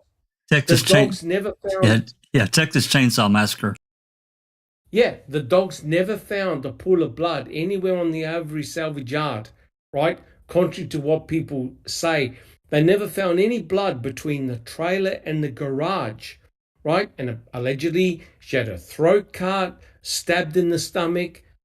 Nothing. They found no trail of blood absolutely anywhere. No evidence of cleaning, nothing. Yet the clue is the broken blinker light and the blood on the back of the RAV door and A23 as well. There's another narrative going on, guys. It doesn't make any sense. And if you look at the ultra violence that happened to Teresa Horbach, guys, that makes no sense at all. That's why you've got these FBI profilers saying, no. This is a vicious attack on Teresa Horbach. It's not like shooting someone and then dumping their body on the side of the road. No. Whoever did this wanted to make sure that there was no forensic evidence left anywhere. And now we are to believe that Stephen and Brendan went to all this effort to expunge Teresa Horbach and yet leave the RAV4 in plain freaking sight on the salvage yard from the 31st to November the 5th, and believe that Stephen and Brendan were able to completely clean 2 crime scenes and yet leave incriminating DNA behind for the investigators to find and nail him. Jack 61. That brings up another point that we started discussing last week. I don't know that we need to go too far into it, but this brings up my question about luminol. And actually, this was asked. Maybe somebody heard us talking about it, or maybe not. I don't know. But there's a question now in the Reddit MAM sub about the use of luminol. Of course, the guilters are like, well, that's not going to tell you blah blah blah. Use of luminol in the RAV, I should say. Let me clarify that. No, it may not necessarily tell us too much more than what we know, but then again, as you pointed out, at least back in real time, it could have picked up minute traces of Blood. blood splatter. Yeah, that's what I was looking for. And potentially other sources that were unidentified. But Correct. wait. Case 10 said, quote, "That's because they were looking for DNA, and DNA is what they found." Quote from Genius Kratz. Correct. And when they ask him what about the fingerprints, and he goes, I don't know. I don't have the file with me. Oh my God. This is one of the most convenient cases, as Bibi used to say, how convenient, that you will ever find. Because all this magical forensic evidence is popping out of everywhere where you would not expect to find it, right? And where you expect to find forensic evidence, you don't find any, right, Jack 61? So it's damning of where the forensic evidence is popping up and where it's not popping up. It honestly makes no sense whatsoever, Jack 61. And just briefly, I think it's Clive that asked the question. He's referring to the Eagle Nation motorcycle shop owner that the cops executed, about basically, cops killing someone that they really were after, because this guy, they were just, I'm not going off in that case. Eric Cozy covered that case quite well, but that's a good point, what Clive said. 100% correct. And we all know that the RAV4 itself, just changing subject a bit, was not properly processed. It wasn't luminol treated, and luminol could have given you indications about how someone had actually entered in the RAV. If they had micro droplets of blood that they were shedding, it would have given you an indication how that person or persons got in the RAV, how they got out of the RAV. Was there any attempt at cleaning the RAV? You could have potentially seen smears, right? And Cohane said, hey, we saw stains. I processed the stains. We got extracted DNA. We picked up Stephen. Boom.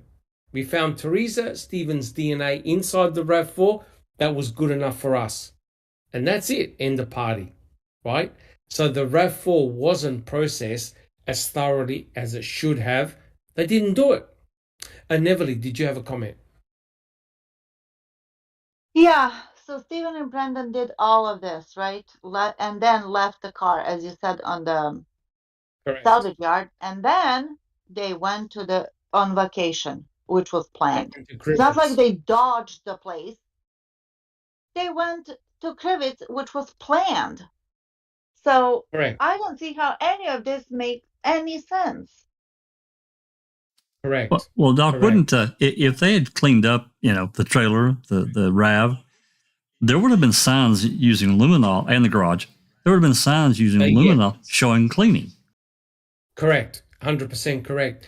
And that's why they made the comment that when they sprayed the garage, remember they had luminol absolutely everywhere, but no signs of blood. Because what you do is you do a presumptive test for blood, and it all came back negative. And they even jackhammering the concrete, right? In case the blood had actually sunk into the concrete. When you think about it, when you shoot a human being at least twice in the skull and 10 times in the body, you're going to get blood. There's no doubt about it. There'll be blood absolutely everywhere. They found none. And that's why Mr. Kratz had to come up with the theory of they used a bulletproof tarp, right? So it gets more ridiculous as the story goes. Brendan Dassey never said they wrapped her up in a tarp. Brendan Dassey said they put her on that wheel. Remember that wheel device that you go underneath a car, and they pushed her out. The creeper. The creeper. They checked the creeper. No signs of blood. So everything that Brendan was telling them made no sense. But let's focus back here to what the FBI profilers were saying. Because remember, the vile pornographic material was found on the Dassey computer. Neverly, would you like to continue reading? Yes. Regarding that, just real quick, regarding the jackhammering, the garage and all of that, look, if they didn't have any clue what was going on 12 days before the trial, and they jackhammered that garage, I almost want to think, and maybe this is very silly of me to say, like they wanted extra hours and to go to extra effort, to see that they did a proper investigation. They had no clue what was going on. So why would you jack that garage floor up with a sledgehammer? Why didn't you? You know what I mean? Because of what Kayla said. Can blood seep through concrete? So they put two and two together, because remember, Kayla said that her cousin Brendan was acting peculiar, had lost all this weight, was crying. Now, isn't it funny? We've just read that Brendan had a close relationship with his uncle Stephen. Don't you think that Brendan was upset that they rearrested Stephen? Do you think maybe that's why he was feeling sad? Right? And so when Kayla said, can blood seep through concrete? They put two and two together thinking, oh my God, the garage is a crime scene. Let's just check to see if we can find Teresa's blood. How could a 13-year-old or 14-year-old know about seeping of blood in concrete? Think about it. This whole case, right? Back me up, guys. This whole case has been influenced by two young people, Brendan with his impossible narrative and Kayla pointing towards Brendan. And remember what Fassbender and Wiegert said? After speaking with Kayla, we needed to speak with Brendan again. Jack 61. Yeah, that's a good point. I mean, me personally, I'm convinced that Kayla she was forced into saying what she did, and then when she got on the stand, she retracted it. Yeah, she recanted all of it. Yep. So, and let me tell you that Fassbender was not impressed. He was not happy at all. No. And Fallon was pissed. He was pissed. He was really pissed off. So you had the two main people, Kayla and Brendan, both recanting on the stand. And it goes to show, guys, you must either have an adult with you or legal representation with whatever you tell law enforcement, because guess what? They used it against Kayla and they used it against Brendan.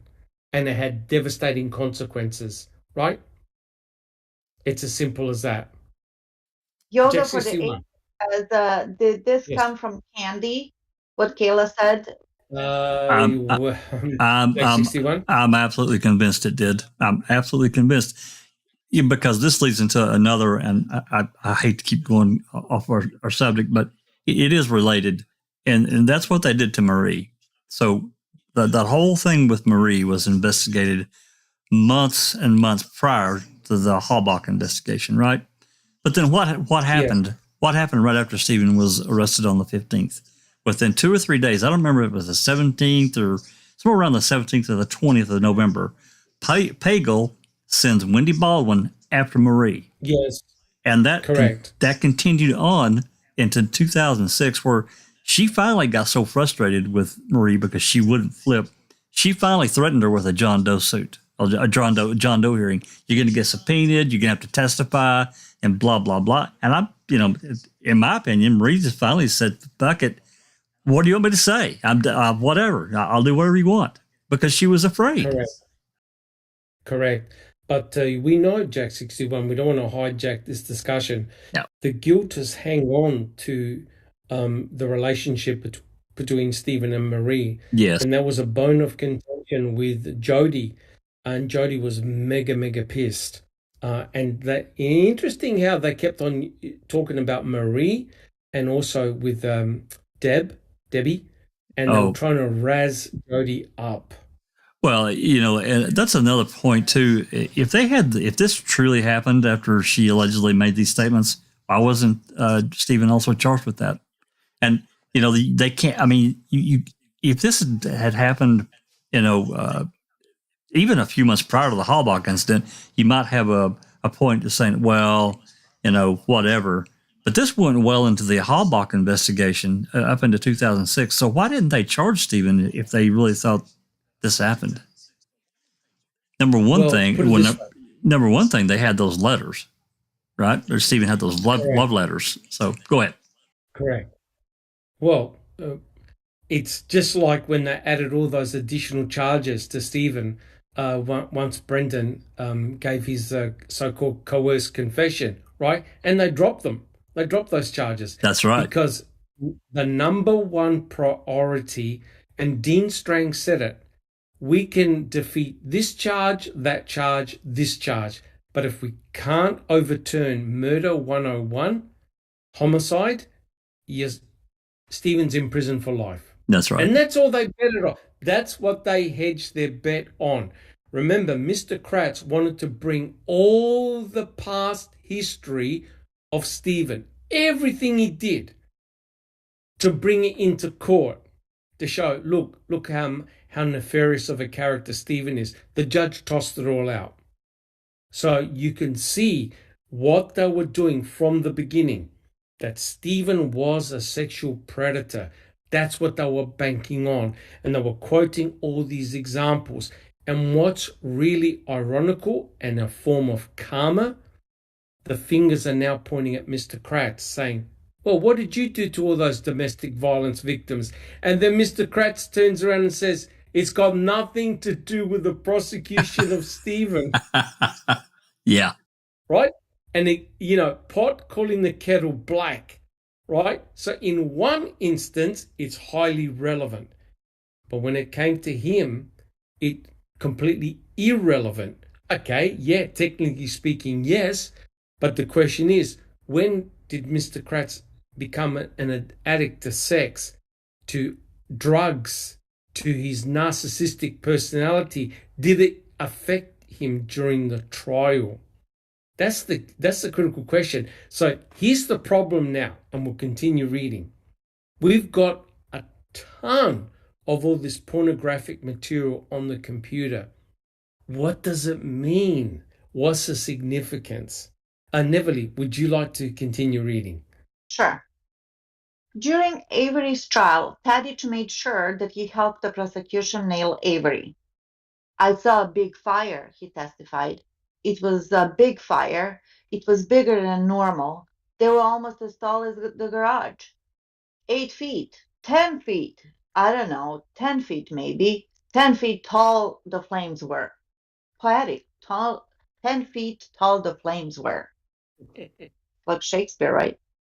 Correct. It was a big fire, Kratz asked his friendly witness. It was a big fire, Tadich repeated for the jury. Where did you go then, Mr. Tadich? I went back to where I was living at the time, the trailer house on 147, about 2 miles away. When Bobby Dassey was in... Yes. Remember when they said we need to expand the search for 2 miles? Yeah. Yep. Very in that interesting. direction. Yes. But does anyone here on the panel and in chat actually believe that there was a big whopping fire on the 31st of October? Alice, do you believe that there was a big whopping fire? No, I do not. I don't recall. Do you believe that there was a big whopping fire?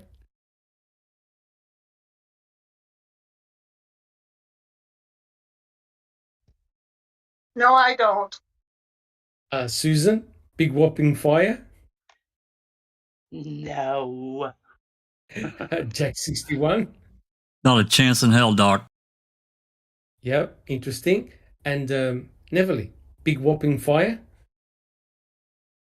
Comical. No, I don't believe. I reckon the only big whopping fire came out of Kratz's you know what. All right.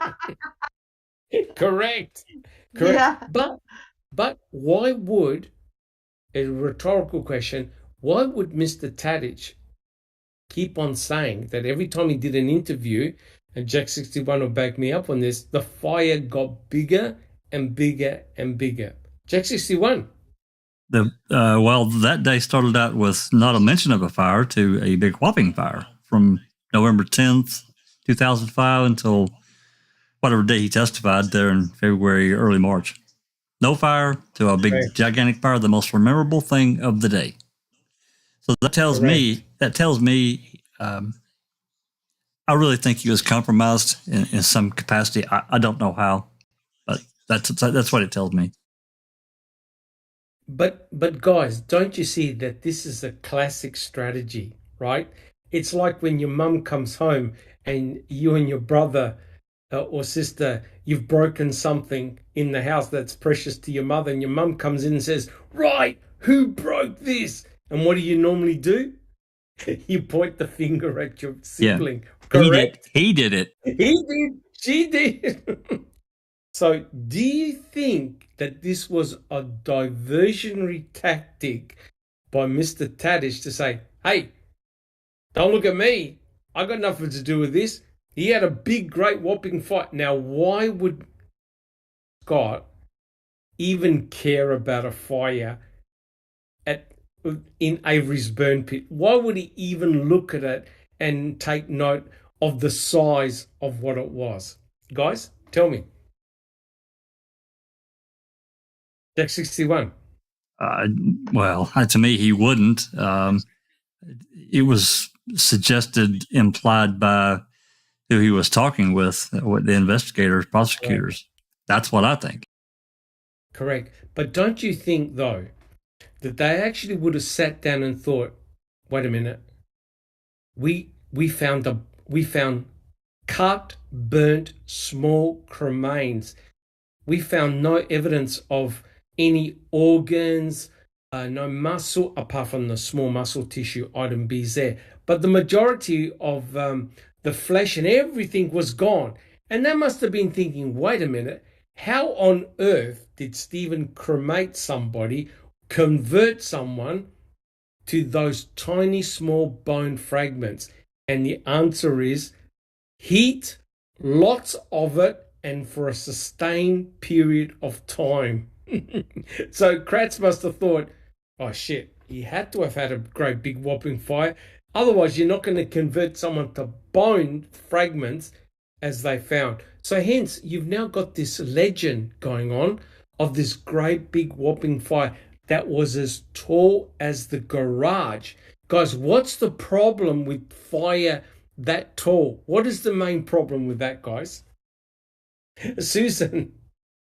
Well, for one thing, that little pit wasn't big enough to get a Correct. fire that big. And I know the propane tank was nearby, but you Correct. know, it's just a ridiculous story. And I think Scott was just, for whatever reason, he was just out to help the prosecution. I don't know why, but he Correct. did lie. I'm sure he lied. Correct. And the other person that was very damaging to Stephen was his own nephew, Bobby Dassey. Right? So now you've got two star witnesses, both Bobby Yeah. and Scott, who just happened to alibi each other just at the time that Teresa was meant to have left the Avery salvage yard. Susan, do you have a comment? No, I don't, Doc. Jack 61? Just think about it in relation to what you just said about Scott and Bobby being star witnesses for the state, and who else they tried to flip throughout the entire family, friends, etc. Jody. Yep. Jody as well. And the scary thing, guys, here is that Jody was not there prior, during, and after the murder of Teresa Hallbach. And look at all the questioning they did to her. She wasn't even there. She was in prison. Right? They questioned Jody probably. Well, she's probably number 3. You know, if you stack them all together between Stephen, Brendan, and the rest of the whole thing, she's number 3, Correct. no doubt. Well, Correct. Fassbender told her, frankly, give us something because, frankly, we want to put him away. Stephen. Hello? Correct. How blunt can you get? And we get even told Jody do you want Stephen to potentially attack your own daughter? Remember, he said that, Jack 61. If Stephen ever got out, do you want do you want him to do what he did to Teresa Halbach to your own daughter? That's and you're right. thinking to yourself, these guys have got no scruples whatsoever. Shocking. All right. Neville, would you like to continue? We can do a few more pages if you wish. Sure. Yep, awesome. This whole thing with Scott being willing to embellish his statements just shows that he is game with the state and that he would have said anything they wanted to, that he's being compliant. Why? We don't know. We can just speculate. Yeah. Correct. Okay. When Bobby Dassey was initially interviewed by the police, Bobby told them how he and Tadich had crossed paths while driving past one another around the same time as Teresa's murder, going the opposite directions on Highway 147. Suspiciously, when Bobby was pressed to remember where the two saw one another on the road, just a matter of days earlier, he couldn't offer a definitive answer. Bobby indicated that as he was traveling on State Highway 147 towards the property he hunts deer on, he did observe an individual known to him as Scott Tadich. Bobby indicated that Scott would be able to verify precisely what time he had seen Bobby. Dietering's report 5 days after Teresa's disappeared showed. Now just one question. Mm-hmm. Sorry, Neville. Go. Dietering's report. I'm sorry. I'm sorry. Can I make one comment? Yes. This double alibi thing, I said it 1,000 times, and I probably will say it till I'm done. I don't believe it. I'm sorry. I just don't. It's too convenient. I think that those are Kratz's words, that he coached them. You know how he says, I coach my witnesses. Yes, that he absolutely. came up with this because it's so fantastical and unbelievable and bullshit that we now know by studying Kratz that this is totally believable that he would have told them to say that. I agree, Neville. Guided them heavily. I agree, to come 100%. to that conclusion. And another thing is, who was alibying whom? Was Scott alibying Bobby or Bobby alibying Tadich? Because they're both things. It's a reciprocal alibi. Yeah. It's a reciprocal alibi. How convenient. Yes. Susan, do you have a comment? Well, the funny thing is to me is Bobby knew what time he left his house, approximately. Correct. And he would know approximately how long it would take to get to that spot where he supposedly passed Scott. So he could easily say, well, it must have been about, 3:10 or 3 o'clock or, exactly. whatever. Why does he have to rely on Scott to know the exact time? It's just stupid. Exactly. And to have blind faith in Scott's statement. Who said that? Bobby said that, I assumed that he had a clock and he could tell the time. Now, let's think about this, right?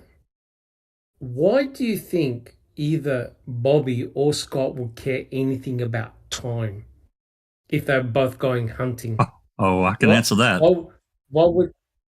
Yes, Jeff 61? Why would they care about the time? It gets them the fuck off the property. Exactly. Yeah. Correct. But also, it's a way of saying, don't look at us. Well, right. Okay. Deflection. We absolutely. alibi each other. But here's the problem, right? Co-conspirators can alibi each other too, correct? Correct. That's right. I was with him. Oh, yeah, that's right. I was with him. That's right. So it works both ways. Because remember the look on Dean Strang and Buting's face when Scott and Bobby told the story about being alibi? They didn't believe it at all. I'm wondering whether the jury believed it as well. It was just too convenient that they would alibi each other. To me, as someone said, it's dodgy. It really is dodgy. For Bobby to say, oh, ask Scott, why would we ask Scott? Because he knew exactly what time we passed each other. Really? Why? Because he has a watch clock in his car. Really? Just, oh yeah, and Scott is so diligent that he saw Bobby, oh, let me look at the time. It just makes no Correct. sense. Correct. And Scott Taddy said that they'd recognized each other because they were in hunting gear. So they asked Scott, well, how did you know that Bobby was going hunting? Oh, because he got permission to hunt near my land. And apparently that was the very first time, correct me if I'm wrong, that was the first time Bobby was hunting in that region there. Yeah, he Right? normally So he normally hunted with Mike O, his friend. Mike Osmondson, correct. So for some And unknown we reason, hear very, very, very little about Mike Osmondson. And then just recently we find out when they ask him, well, did you help Bobby push a car? He goes, I don't remember. Really? I can't recall. Correct. Alice, do you have a comment? Yeah, but not only that, Doc, the jury asked to look at Bobby's testimony and that again as well during trial, and they got denied. I mean, I don't think that should have been allowed either. I mean, if you're wanting a jury to make a reasonable and fair decision, then they should be able to look at all the evidence that was presented to them in court. No be denied to be able to look back at evidence that they've went over. You know what I mean? It was put to them in the court, so they should be able to ask to be able to look over that again or hear it again. Yep. But here's the problem, right? So the jury's going, wait a minute. Bobby Dassey alibis Scott. Scott alibis Bobby Dassey. And imagine if the jury had heard and the judge had heard about all this pornographic material on the Dassey computer, right? And imagine if the analysis showed that there were porn searches done on that day, right? So if you're starting to, and then don't forget, Bobby Dassey said, oh, I saw Teresa walking towards my uncle's trailer. And now if the jury is putting two and two together, they're going, wait a minute. So he's got all this potential violent pornography on his computer in his bedroom. He sees Teresa Horbach come onto the property, can describe her clothing better than what Stephen did. Obviously, he was looking out for her, because who's going to believe that he just happened to look out the window and Teresa Horbach shows up? And Bobby stayed the entire time that Teresa was there, because we know that because he said, I saw Teresa walking towards my uncle's house. Furthermore, when he said, I went bow hunting, he was asked, did you see Teresa? Nope. Did you see her vehicle? Yes. So the vehicle was still there. And when he came back from hunting, he was asked, did you see Teresa's vehicle? No, it was gone. So guys, can you now start to see the jury are thinking, wait a minute, was he somehow involved? Right? Because he ticks all the boxes. And that's what these FBI profilers were doing as well. That's right. Jack 61, do you have a comment? No, I was just going to say that's exactly right. The jury, because remember, and it's in the comments in the live chat, the jury wanted his testimony read back, and Willis wouldn't allow it. Correct. Now, if the jury are suspicious now, if you factor in the pornography, there would have been a fire going on in the jury, right? Correct? They would have been raising their eyebrow saying, uh-oh, this is all starting to... And imagine if they had the affidavit of Burgess during Stephen's trial about linking pornography to violent sexual homicide. The place would have fallen down. Jack 61. Just as a hypothetical, Doc, and everyone, can you imagine that if Buting and Strang had been able to get an FBI profile to come and speak on their behalf? Holy shit. Wow, yes. From behavioral It would sciences. have been, yep, it would have been very, very powerful. And yet, Zellner has done this, and everyone's laughing at her, saying it's all bullshit, get lost.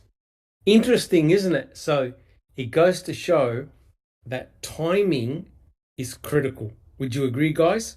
You needed to present this in 2007, right? And Absolutely. imagine if I had a report, Jack 61, of Sawinski ringing up the MTSO and speaking with Seglob back in 2007.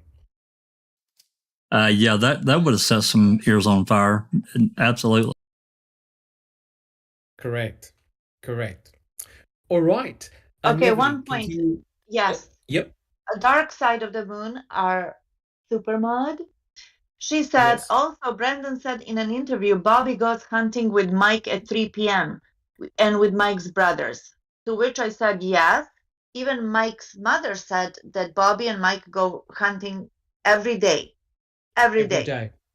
Right? Except that day. That's what I asked. But then Dark said, or did they? Maybe they did, but you know how Kratz works. He just said, you talk about yourself, never mind Mike.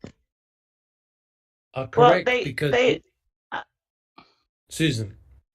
I believe they went duck hunting every day. However, the 31st was the first day of bow hunting. Bow hunting. Okay. I don't know. Okay. Yep. Well, I think hunting Mike is and hunting, you know what I mean? They were together. That's the point. No. But then Mike said that he went trick-or-treating, right? I don't know. Who? Mike Osmondson, apparently. Is that correct? Maybe I'm wrong. But didn't he say that he went trick-or-treating with his brother, younger brother? I think you could be correct. I think that's right, Yeah. Neverly. I think he did say he took Yeah. his brother trick-or-treating. Mm-hmm. Yep. I think that's correct. Okay. Off we go. Dietering's report, though, was hollow. There was a lack of follow-up questioning. The most obvious question was not asked of Bobby. That is, how would Bobby know that Scott Tadich would be able to know the exact time that the two men passed one another? Right? That's like the most logical question. Yep. Good point. When Avery stood trial, Dean Strang questioned Tadich about his whereabouts around the time of Teresa's murder, as well as the story about Tadich and Bobby seeing one another on the highway. It's a 15-minute drive or something like that to your hunting spot? Approximately, yeah. And this is when on your way to hunting is when you see Bobby Dassey? Correct. He's going east in the other direction on Highway 147? Correct. Speed limit on 147, 55. And the two of you obviously are going in opposite directions, yes? Directions, yes. And so you pass each other and you are later able to tell the police that Bobby was going deer hunting? Yes. How do you know that? How do I know that it's because Bobby Dassey was going to the trailer while I lived to hunt behind it? Let me understand. He's going to hunt deer right behind your trailer. Yes, but you don't hunt deer right behind your trailer. Occasionally, yes. And when did he tell you about this hunting trip that he planned right behind your trailer? I don't recall him telling me. He had permission from the landlord to hunt there. So you figured since you saw him driving east on Highway 147, he must be going hunting? Yes. Anybody else see you going west on 147 to go hunting so far as you know? Bobby Dassey. Bobby Dassey. And had you told him that you were going hunting? No. how would he have known that you were going hunting? Because I was in my camouflage clothes. You were in your camouflage coat? Yes. In your green Ford Ranger? Yep. Passing one another at 55 miles an hour? Nope. Where I passed Bobby, I probably was only doing maybe 25 miles an hour tops. He was slowing down to turn into my driveway, and I was driving up 147. Wow. Yes. Wow. Did you see that, guys? He was Mm, turning into Scott's driveway as Scott yes. was driving out. So that wasn't passing, that was more meeting there. Yeah, correct. Yeah. Correct. Yeah. I see. And so you surmise that he would have known you were going deer hunting because he would have seen you in your camouflage clothing. Yes. Did you go hunting with anybody that day? No. Conveniently. As it turned out, Tadich, who has a reputation of being a compulsive liar, wound up giving numerous inconsistent statements to the police and in court in regard to Teresa's murder. The size of the fire he saw in Avery's backyard changed dramatically from his initial interviews with the police to the point of him serving as the main witness for Kratz. He also Yes. told police he went and visited his mother at the Green Bay Hospital 2 separate times on the day of the murder, and nobody in the police investigation made any attempt to verify either visit. In addition to the dubious story about seeing Bobby on the highway, Tadich insisted Barbianda left his place that night after watching Prison Break. Later on, he changed the story and claimed she spent the night with him. Mm. The later story gave him a rock-solid alibi to refute any allegations he might have been involved in burning and dismembering Teresa's body, along with Bobby Dassey, after the skies grew dark after slaying, perhaps at the Manitoba County gravel pit where the pelvic bones were later found. Yes, and where there were lights at night also. Somebody saw Correct. lights, and when there were shit was found there. Correct. During a tape recorded interview with Diedering and DCI agent Kevin Heimerl, Bobby admitted that he did not leave to go into work at the Fisher Hamilton manufacturing plant in Manitoba until almost 2 hours later than normal. Dassey indicated he stayed home until 11:30 p.m. on October 31st, 2005, and then left for work at the Hamilton manufacturing, their reports state. Yeah, that's incorrect. That's incorrect. Go ahead, Susan. Go ahead, Susan. Debunked. Yeah, as far as I know, that's been debunked that he went to work late. Correct. That he was at work on time. Yeah. So then why would that be in the report? A typo? It could have been a typo. Yeah, pretty sure that Dettering wrote it down incorrectly. Oh, okay. There will appear to be no follow-up questions as to why Dassey didn't go into work as scheduled. On February 27, 2006, when Bobby underwent a follow-up interview, Diedering asked him again about his activities on the day of the homicide. This time, Bobby told the police he got up at approximately 9 p.m., got ready for work. Bobby indicated that when he was leaving for work at approximately 9:30 p.m., he noticed that Stephen was having a bonfire. He estimated that the flames were 5 to 6 feet in height. He stated that it was a good-sized fire and that Stephen has had fires there in the past. He stated he worked from 10 p.m. until 6 a.m. the following day, and when he arrived home, he noticed nothing unusual and that the fire was out. Interesting how now the fire also complements what Scott Tadich said about the height, around about 5 or 6 feet.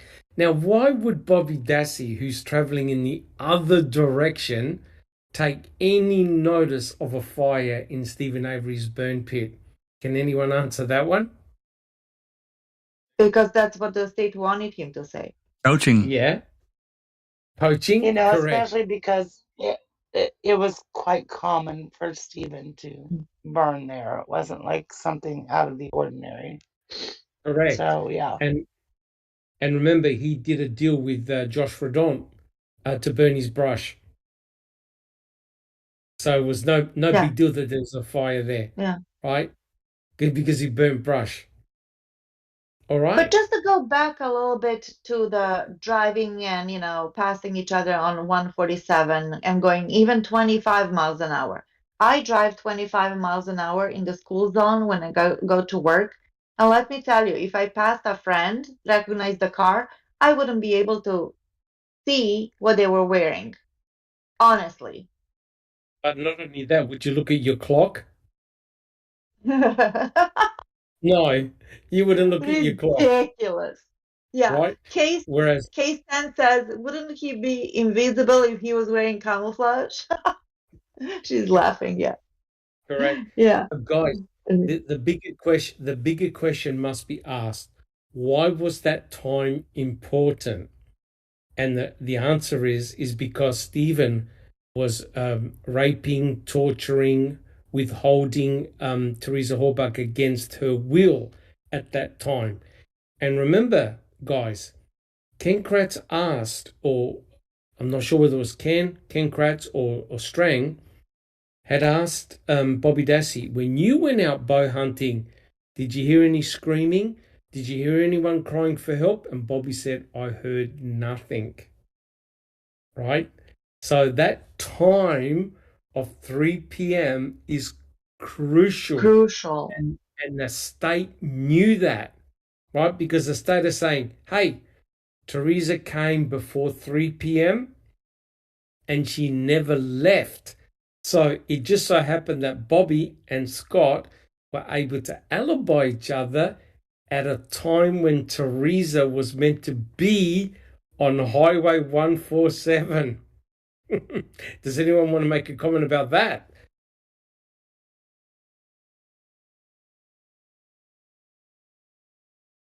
Oh, we're all good? All right. Yeah. Neville, continue reading. Let's see how far we can go. Sure. Okay, so just the last statement that I read, he stated he worked from 10 p.m. until 6 a.m. the following day, and when he arrived home, he noticed nothing unusual and that the fire was out. Really? Where is the freaking smell? What did they do with the cremains, with the body? I mean, this is ridiculous. We heard Dehan, right? Not testify, Correct. but he gave in his report how long it takes to do something like that. But then you would see something. You would see maybe like the smoke, when you put the fire out for a while, the smoke goes on. Yes. And the smell. And just the smell, the lack of smell.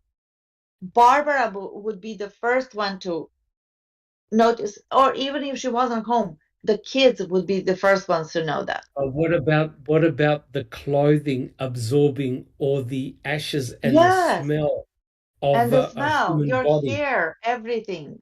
Correct. And like you do a barbecue, right? And you can smell for a day on just the barbecue smoke. I mean, imagine cremating a human being with all the smoke.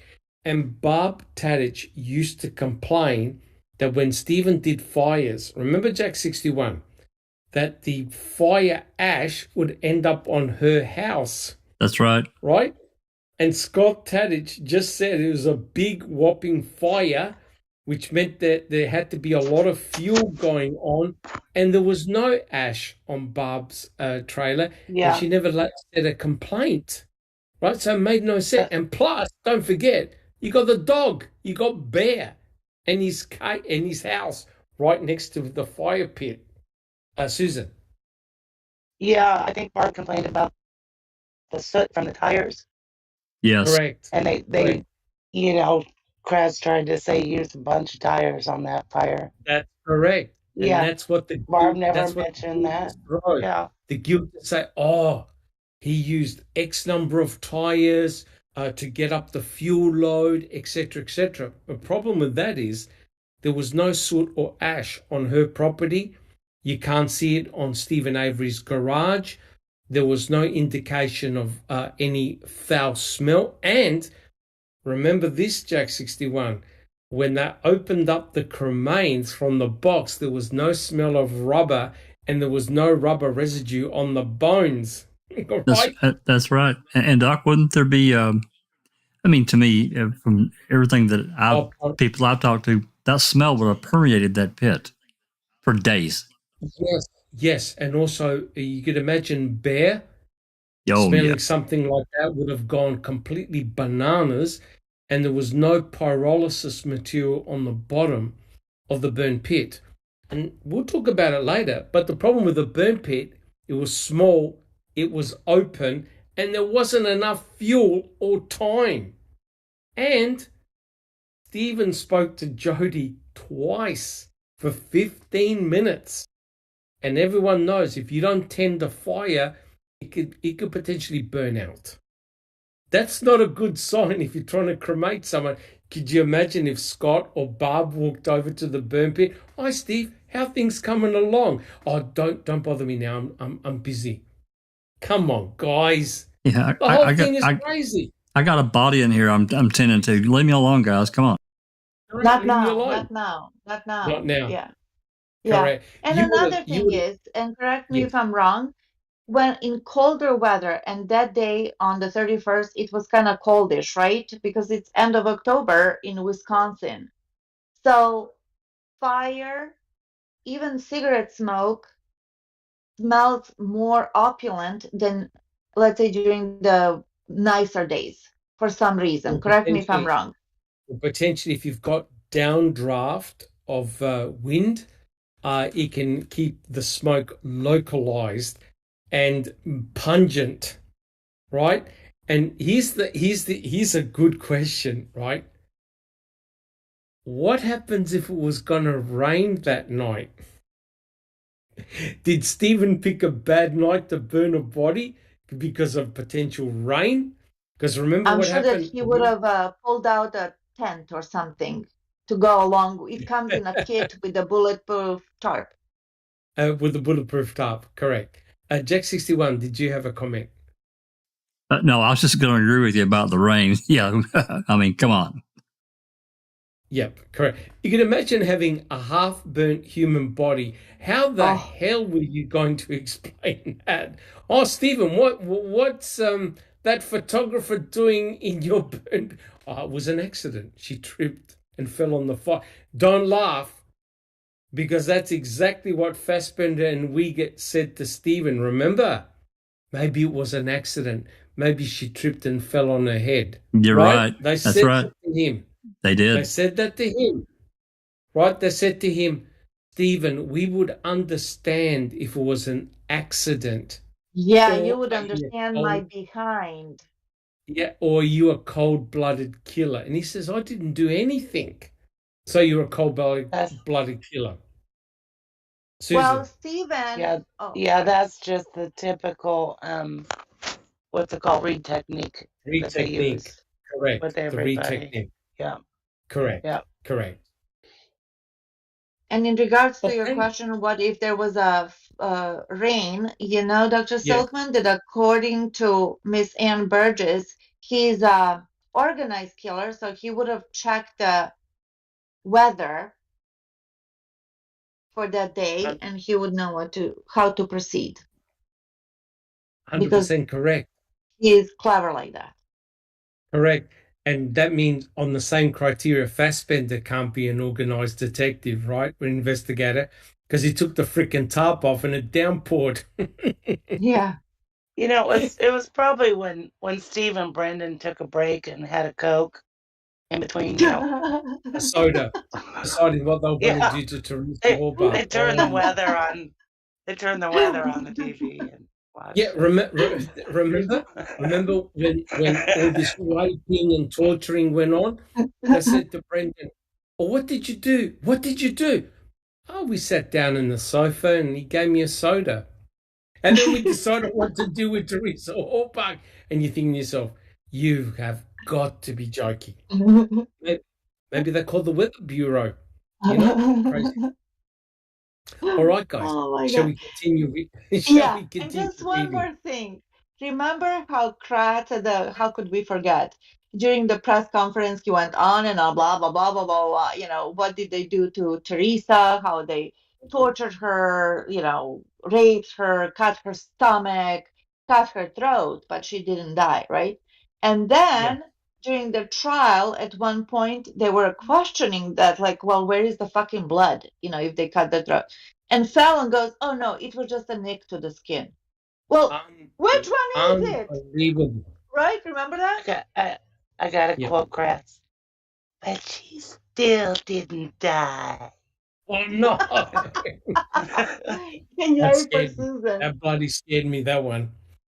Yeah, correct. I mean, all jokes aside, whatever happened to Teresa was vicious. Vicious. And now for an investigator with the experience of Tom Fassbender goes, hey, look, you know, it was maybe just a little nick, and maybe the knife didn't cut the throat, and maybe it was only a small penetration in the stomach, because even he knew that the whole story about what Brendan said was just complete bullshit, right? You slice someone's throat, you stab someone in the stomach, which is an area of your body rich in blood, rich in organs. There was no sign of blood anywhere, not on the mattress, the floor, the wood paneling.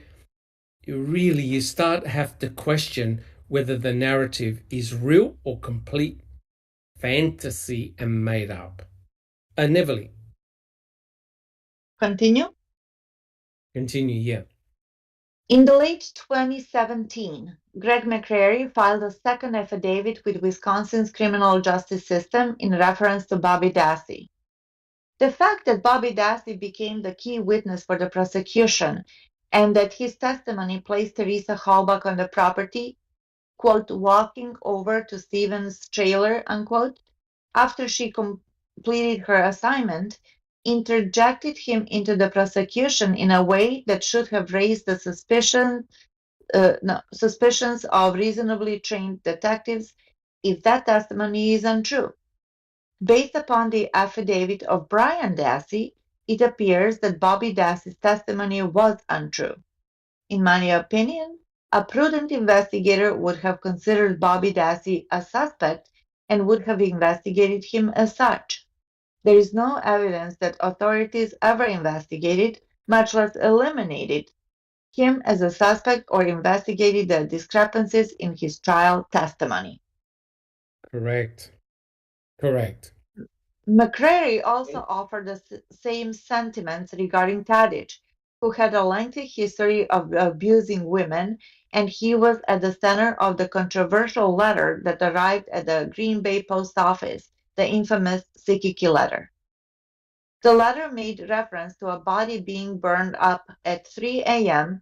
at an aluminum smelter, which is where Tadic has worked. Mr. Interesting. Tadic, super interesting.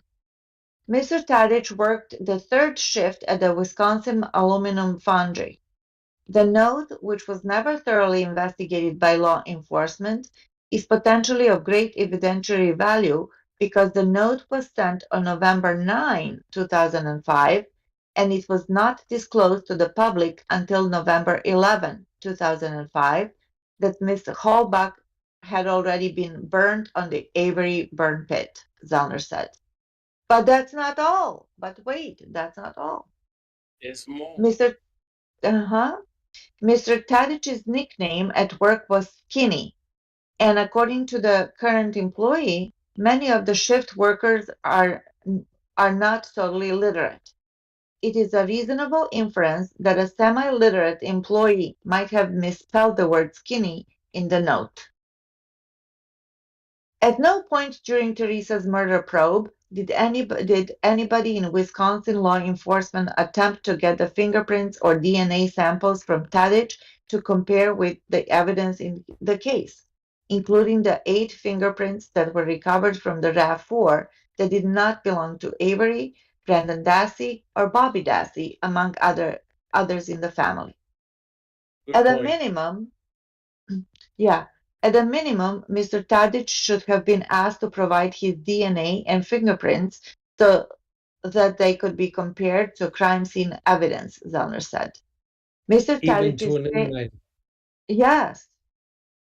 Mr. Tadic's failure to respond to Kevin Rammel's text about seeing the RAV4 at the turnaround by the Old Dam on November 3rd and 4th, 2005, before the discovery of the Halbach vehicle on the Avery property is also suspicious. Ramuel, of course, is the man who came forward in 2017, providing a sworn affidavit about his first-hand experience of seeing the RAV abandoned after Teresa's disappearance, but not on the Avery property, as Kratz represented. I went to the old dam with Mr. Ramuel and my investigator, Zellner said. He is absolutely telling the truth about seeing the Halbach vehicle. He's also telling the truth about the Senex station missing poster in the window regarding Miss Halbach and her vehicle. Some people think he is mistaken about speaking to Colburn, being it was Colburn's day off and he would not have been in uniform. I find that point to be unpersuasive because Colburn was involved in the biggest investigation of his life. I do not believe that he would take a day off in the middle of the investigation. Good point. He wanted to run for sheriff. I believe he would have worn his uniform on his day off because it would have given him a little bit of authority. And another thing is, guys, remember November 4th is another magical day in Wisconsin because we don't have any of the CAD conversations and recordings from Manitoba County. Correct, Jack? We have finally we have there's no dispatch. We do have finally No, dispatch. yeah, we do have a couple of telephone calls thanks to this last earlier this year round of open records requests, but it's where we calls link and wants coordinates, GPS coordinates to the Avery and Zipper properties. That's it for the four. Yeah. That's it. Amazing. No cop or witness has come forward giving Colburn an alibi for Miss Ramel's claim, nor does anyone say they saw him in plain clothes on November 4, 2005. This is a cop who absolutely does not write up reports, if at all, until years later. That's a Mr. good point. Mr. Ramel's timeline of seeing Miss Halbach's vehicle on the early afternoon of November 4th, 2005, and Mr. Siebert's timeline of seeing her vehicle drive onto Mr. Avery's property shortly after match. Mr. Ramel has no motive to lie and had moved from Wisconsin to Michigan years before. Ramel was hardly the only person who remembered seeing the RAV4 concealed off State Highway 147 in the days prior to its startling appearance on the back end of Avery's property. The end. Wow. Look at that, guys. We actually finished the chapter. Amazing. It didn't even take us 3 hours. I know. It's truly amazing. Wow. And so I know. I can't believe it. So guys, if you wanna do any further reading, the footnotes are at the end of the chapter, right? So if you want to do further reading of Ferak's chapter, here are some of the footnotes here. And most of those documents I think we've got on our website if you want to do further reading. So quite clearly, I think this chapter has been very, very interesting, but also expanded out a little bit about both Bobby, Scott Tadich, and also the people that have seen the RAV4 off the property. And let me tell you right now, very soon, we'll probably be discussing more about the RAV4 and where it was seen, just to expand this, right? So I think we've done quite a lot looking at Bobby Dassey. Remember, we started off this series looking at Bobby Dassey's garage. and the deer that was hanging there. And then we progressed by looking at the computer and what was found on the computer, the analysis. We looked at the Valey CD, the 7 DVDs. And we looked at the filing done by Kathleen Zellner, right? And all the attempts to basically toss it out of the court, and the strategies that we used to basically say, hey, there was nothing of evidentiary value, don't waste your time, etc., etc. So, we're talking about the events of 2007 and how they would have had a monumental impact, I believe, in the court case, right?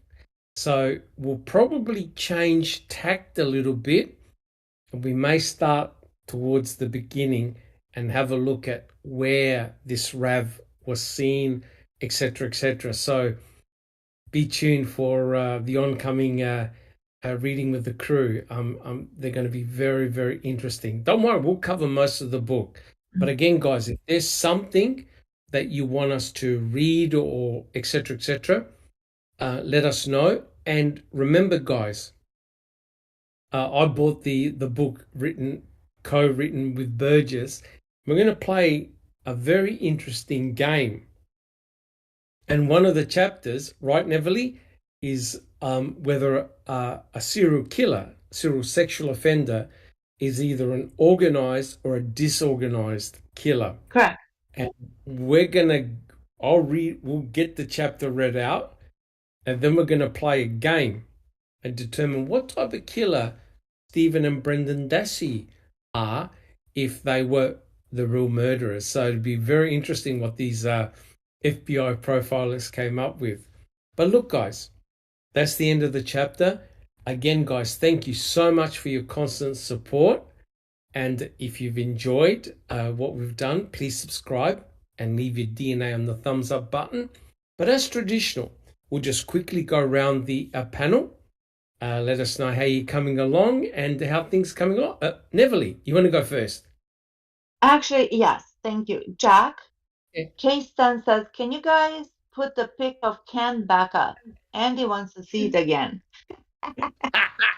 Halloween is over, but that's up to Jack. Jack, can you pull it? No. Look, this is a request from. I'm sick enough. I'm Okay. sick It's a enough, request. Beverly. It's a request. Sweetie, I'm sorry, Sister Susan, but it's a request from the live chat. It's a request from live chat. I must obey. No, A deal is a deal. Yikes. my eyes, please. Me eyes. We'll just wait for Jack 61. You're just mean, Jack. You know And what? Neverly, People did you in have the anything else chat to say? were just cracking me up. They were on fire. At one point, Yeah. I think Kate Stan said, or Dark Side, I don't know, he said, well, because of the flames were, above, as high as the garage, maybe her body was on the roof. Did they look for it or something to that matter? Oh. Idiot cracks thinking that the size of the flame indicates the hotness of the fire and the ability to burn the body. Correct. Size does Neverly, matter, I guess. any other comments? No, this was great. I really thoroughly enjoyed. Tons of great Excellent. comments in the chat, and it was really interesting Oh, fuck. and aggravating. There you go. There you go. Enjoy it. All right. Ew. Oh, Now, that's Jack the face 61. only a mother can love. What's that? Jack What's that? 61. Yeah. Any comments, Jack 61? Ew. Oh, about moving forward. God. Right. Yeah. Let me get this off here. That's enough. God, that's bad. Just a second. Thank you, brother. There we go. Hurry up. Yeah. Really interesting chapter. I really enjoyed it. And another deep dive off into some other areas that we've discussed stuff more recently, obviously covering old ground again. But again, looking at the case in a little bit different light of how these investigators approach these various witnesses, I think we must do that. And, it's great to, look at what was presented in the documentary, and even to some degree what's presented in the paperwork. But these audio interviews, man, they really tell a story, and how many times, They do. and the questions that were asked. So it's been really interesting. Moving forward, tomorrow we're going to, Jeff is back and he wants to dive back into the depositions, and I've honored that request from him. So we're going to be starting on page 43 of Deb Strauss's part 2 deposition. Wow. Yeah. So should be, I don't know that we can get done. It's a 150-page deposition. So I'm guessing it's going to go into a couple more parts before we can finish it, but should be fun. And then, Awesome. and I will relate to those that are keeping up. I know that I've told people on Discord and so forth, this last open records request that I got, there are multiple problems with it that will have to be resolved. This problem that I'm running into now, I literally have hundreds of calls that are requested. They're Jody jail calls that we did not have. Well, as it turns out, these start around the 11th of December. But as it turns out, the calls that I were sent are actually Stephen's calls that we already have, except for one so far. And the only reason Jody's on it is because Stephen called on one phone, the landline. Yes. Jody called on the cell phone, and Dolores put the phones together so they could talk for a few minutes. That's the only time Jody's been on any, and I've converted about 40 or 50 calls so far. There's not one call that Jody made, not one. So I don't know what the fuck they sent me, but something's going to have to be done. Anyway, that's where we're at. Awesome. Thank you so much, Jack61. And again, congratulations. 100 episodes. That's a massive effort. Hey, it's a team effort. This is us. This is 100 episodes for us and everybody that's followed us along. So. Oh, awesome. Thank you so much, Jack61. Alice, how about yourself? Yeah, all good, Doc. Not much happening this side. Bloody cold here. Getting colder in Scotland. But there was one thing I was watching. I've just been trying to find some things to watch, and the gentleman in chat might want to cross their legs because I was watching. It's a 4-episode documentary. Don't go there. And it's called Lenore. What was her name? Lenora. Lorena Bobbitt. It's Lorena. Yeah. Lorena Bobbitt.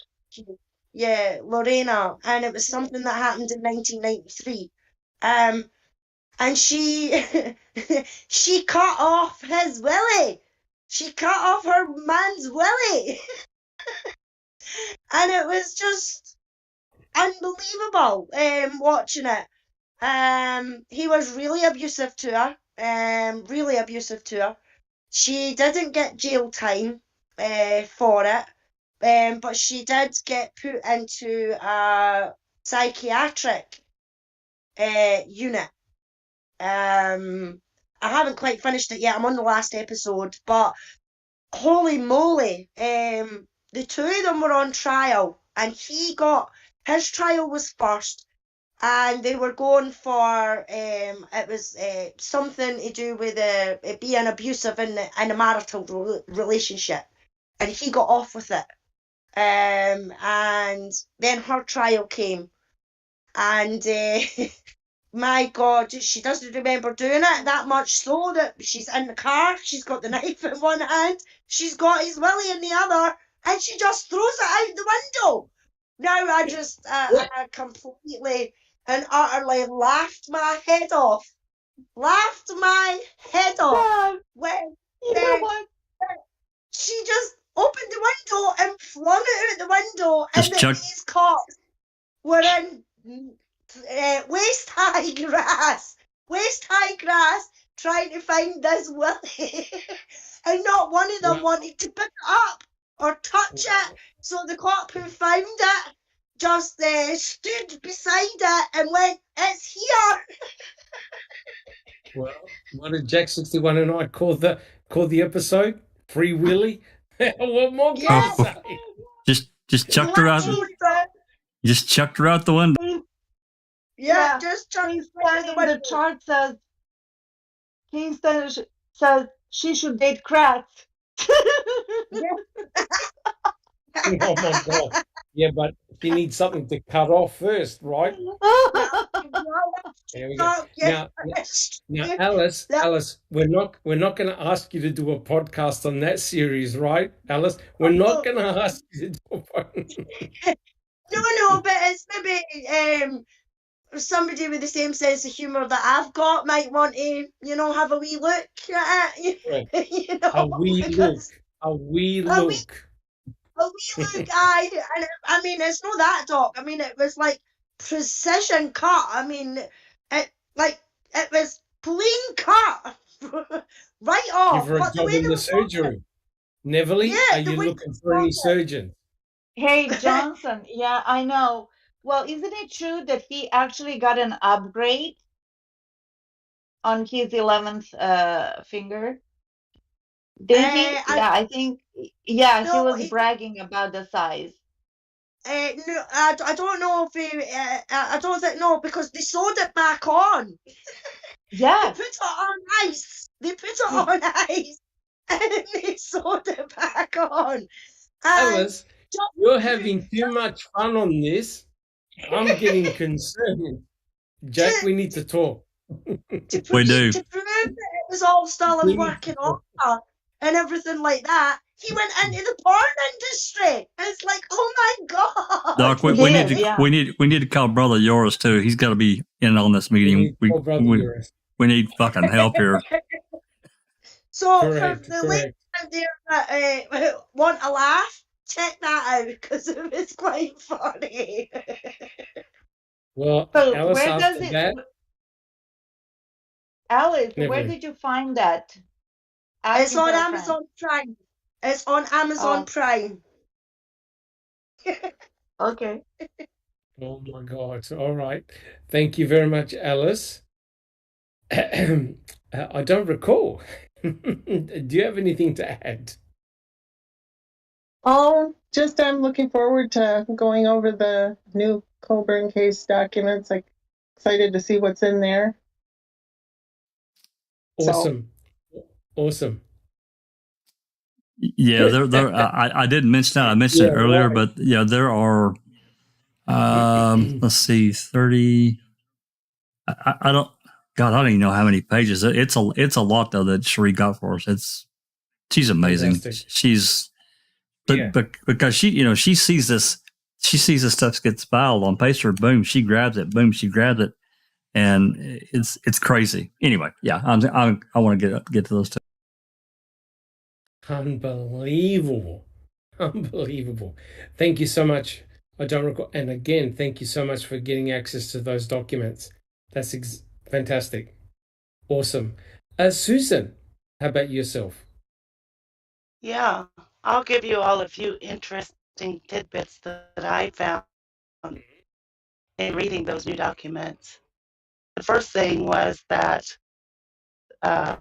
the defendants, Netflix and Lauren Mora, actually filed the second part of the interview with Rick Mahler.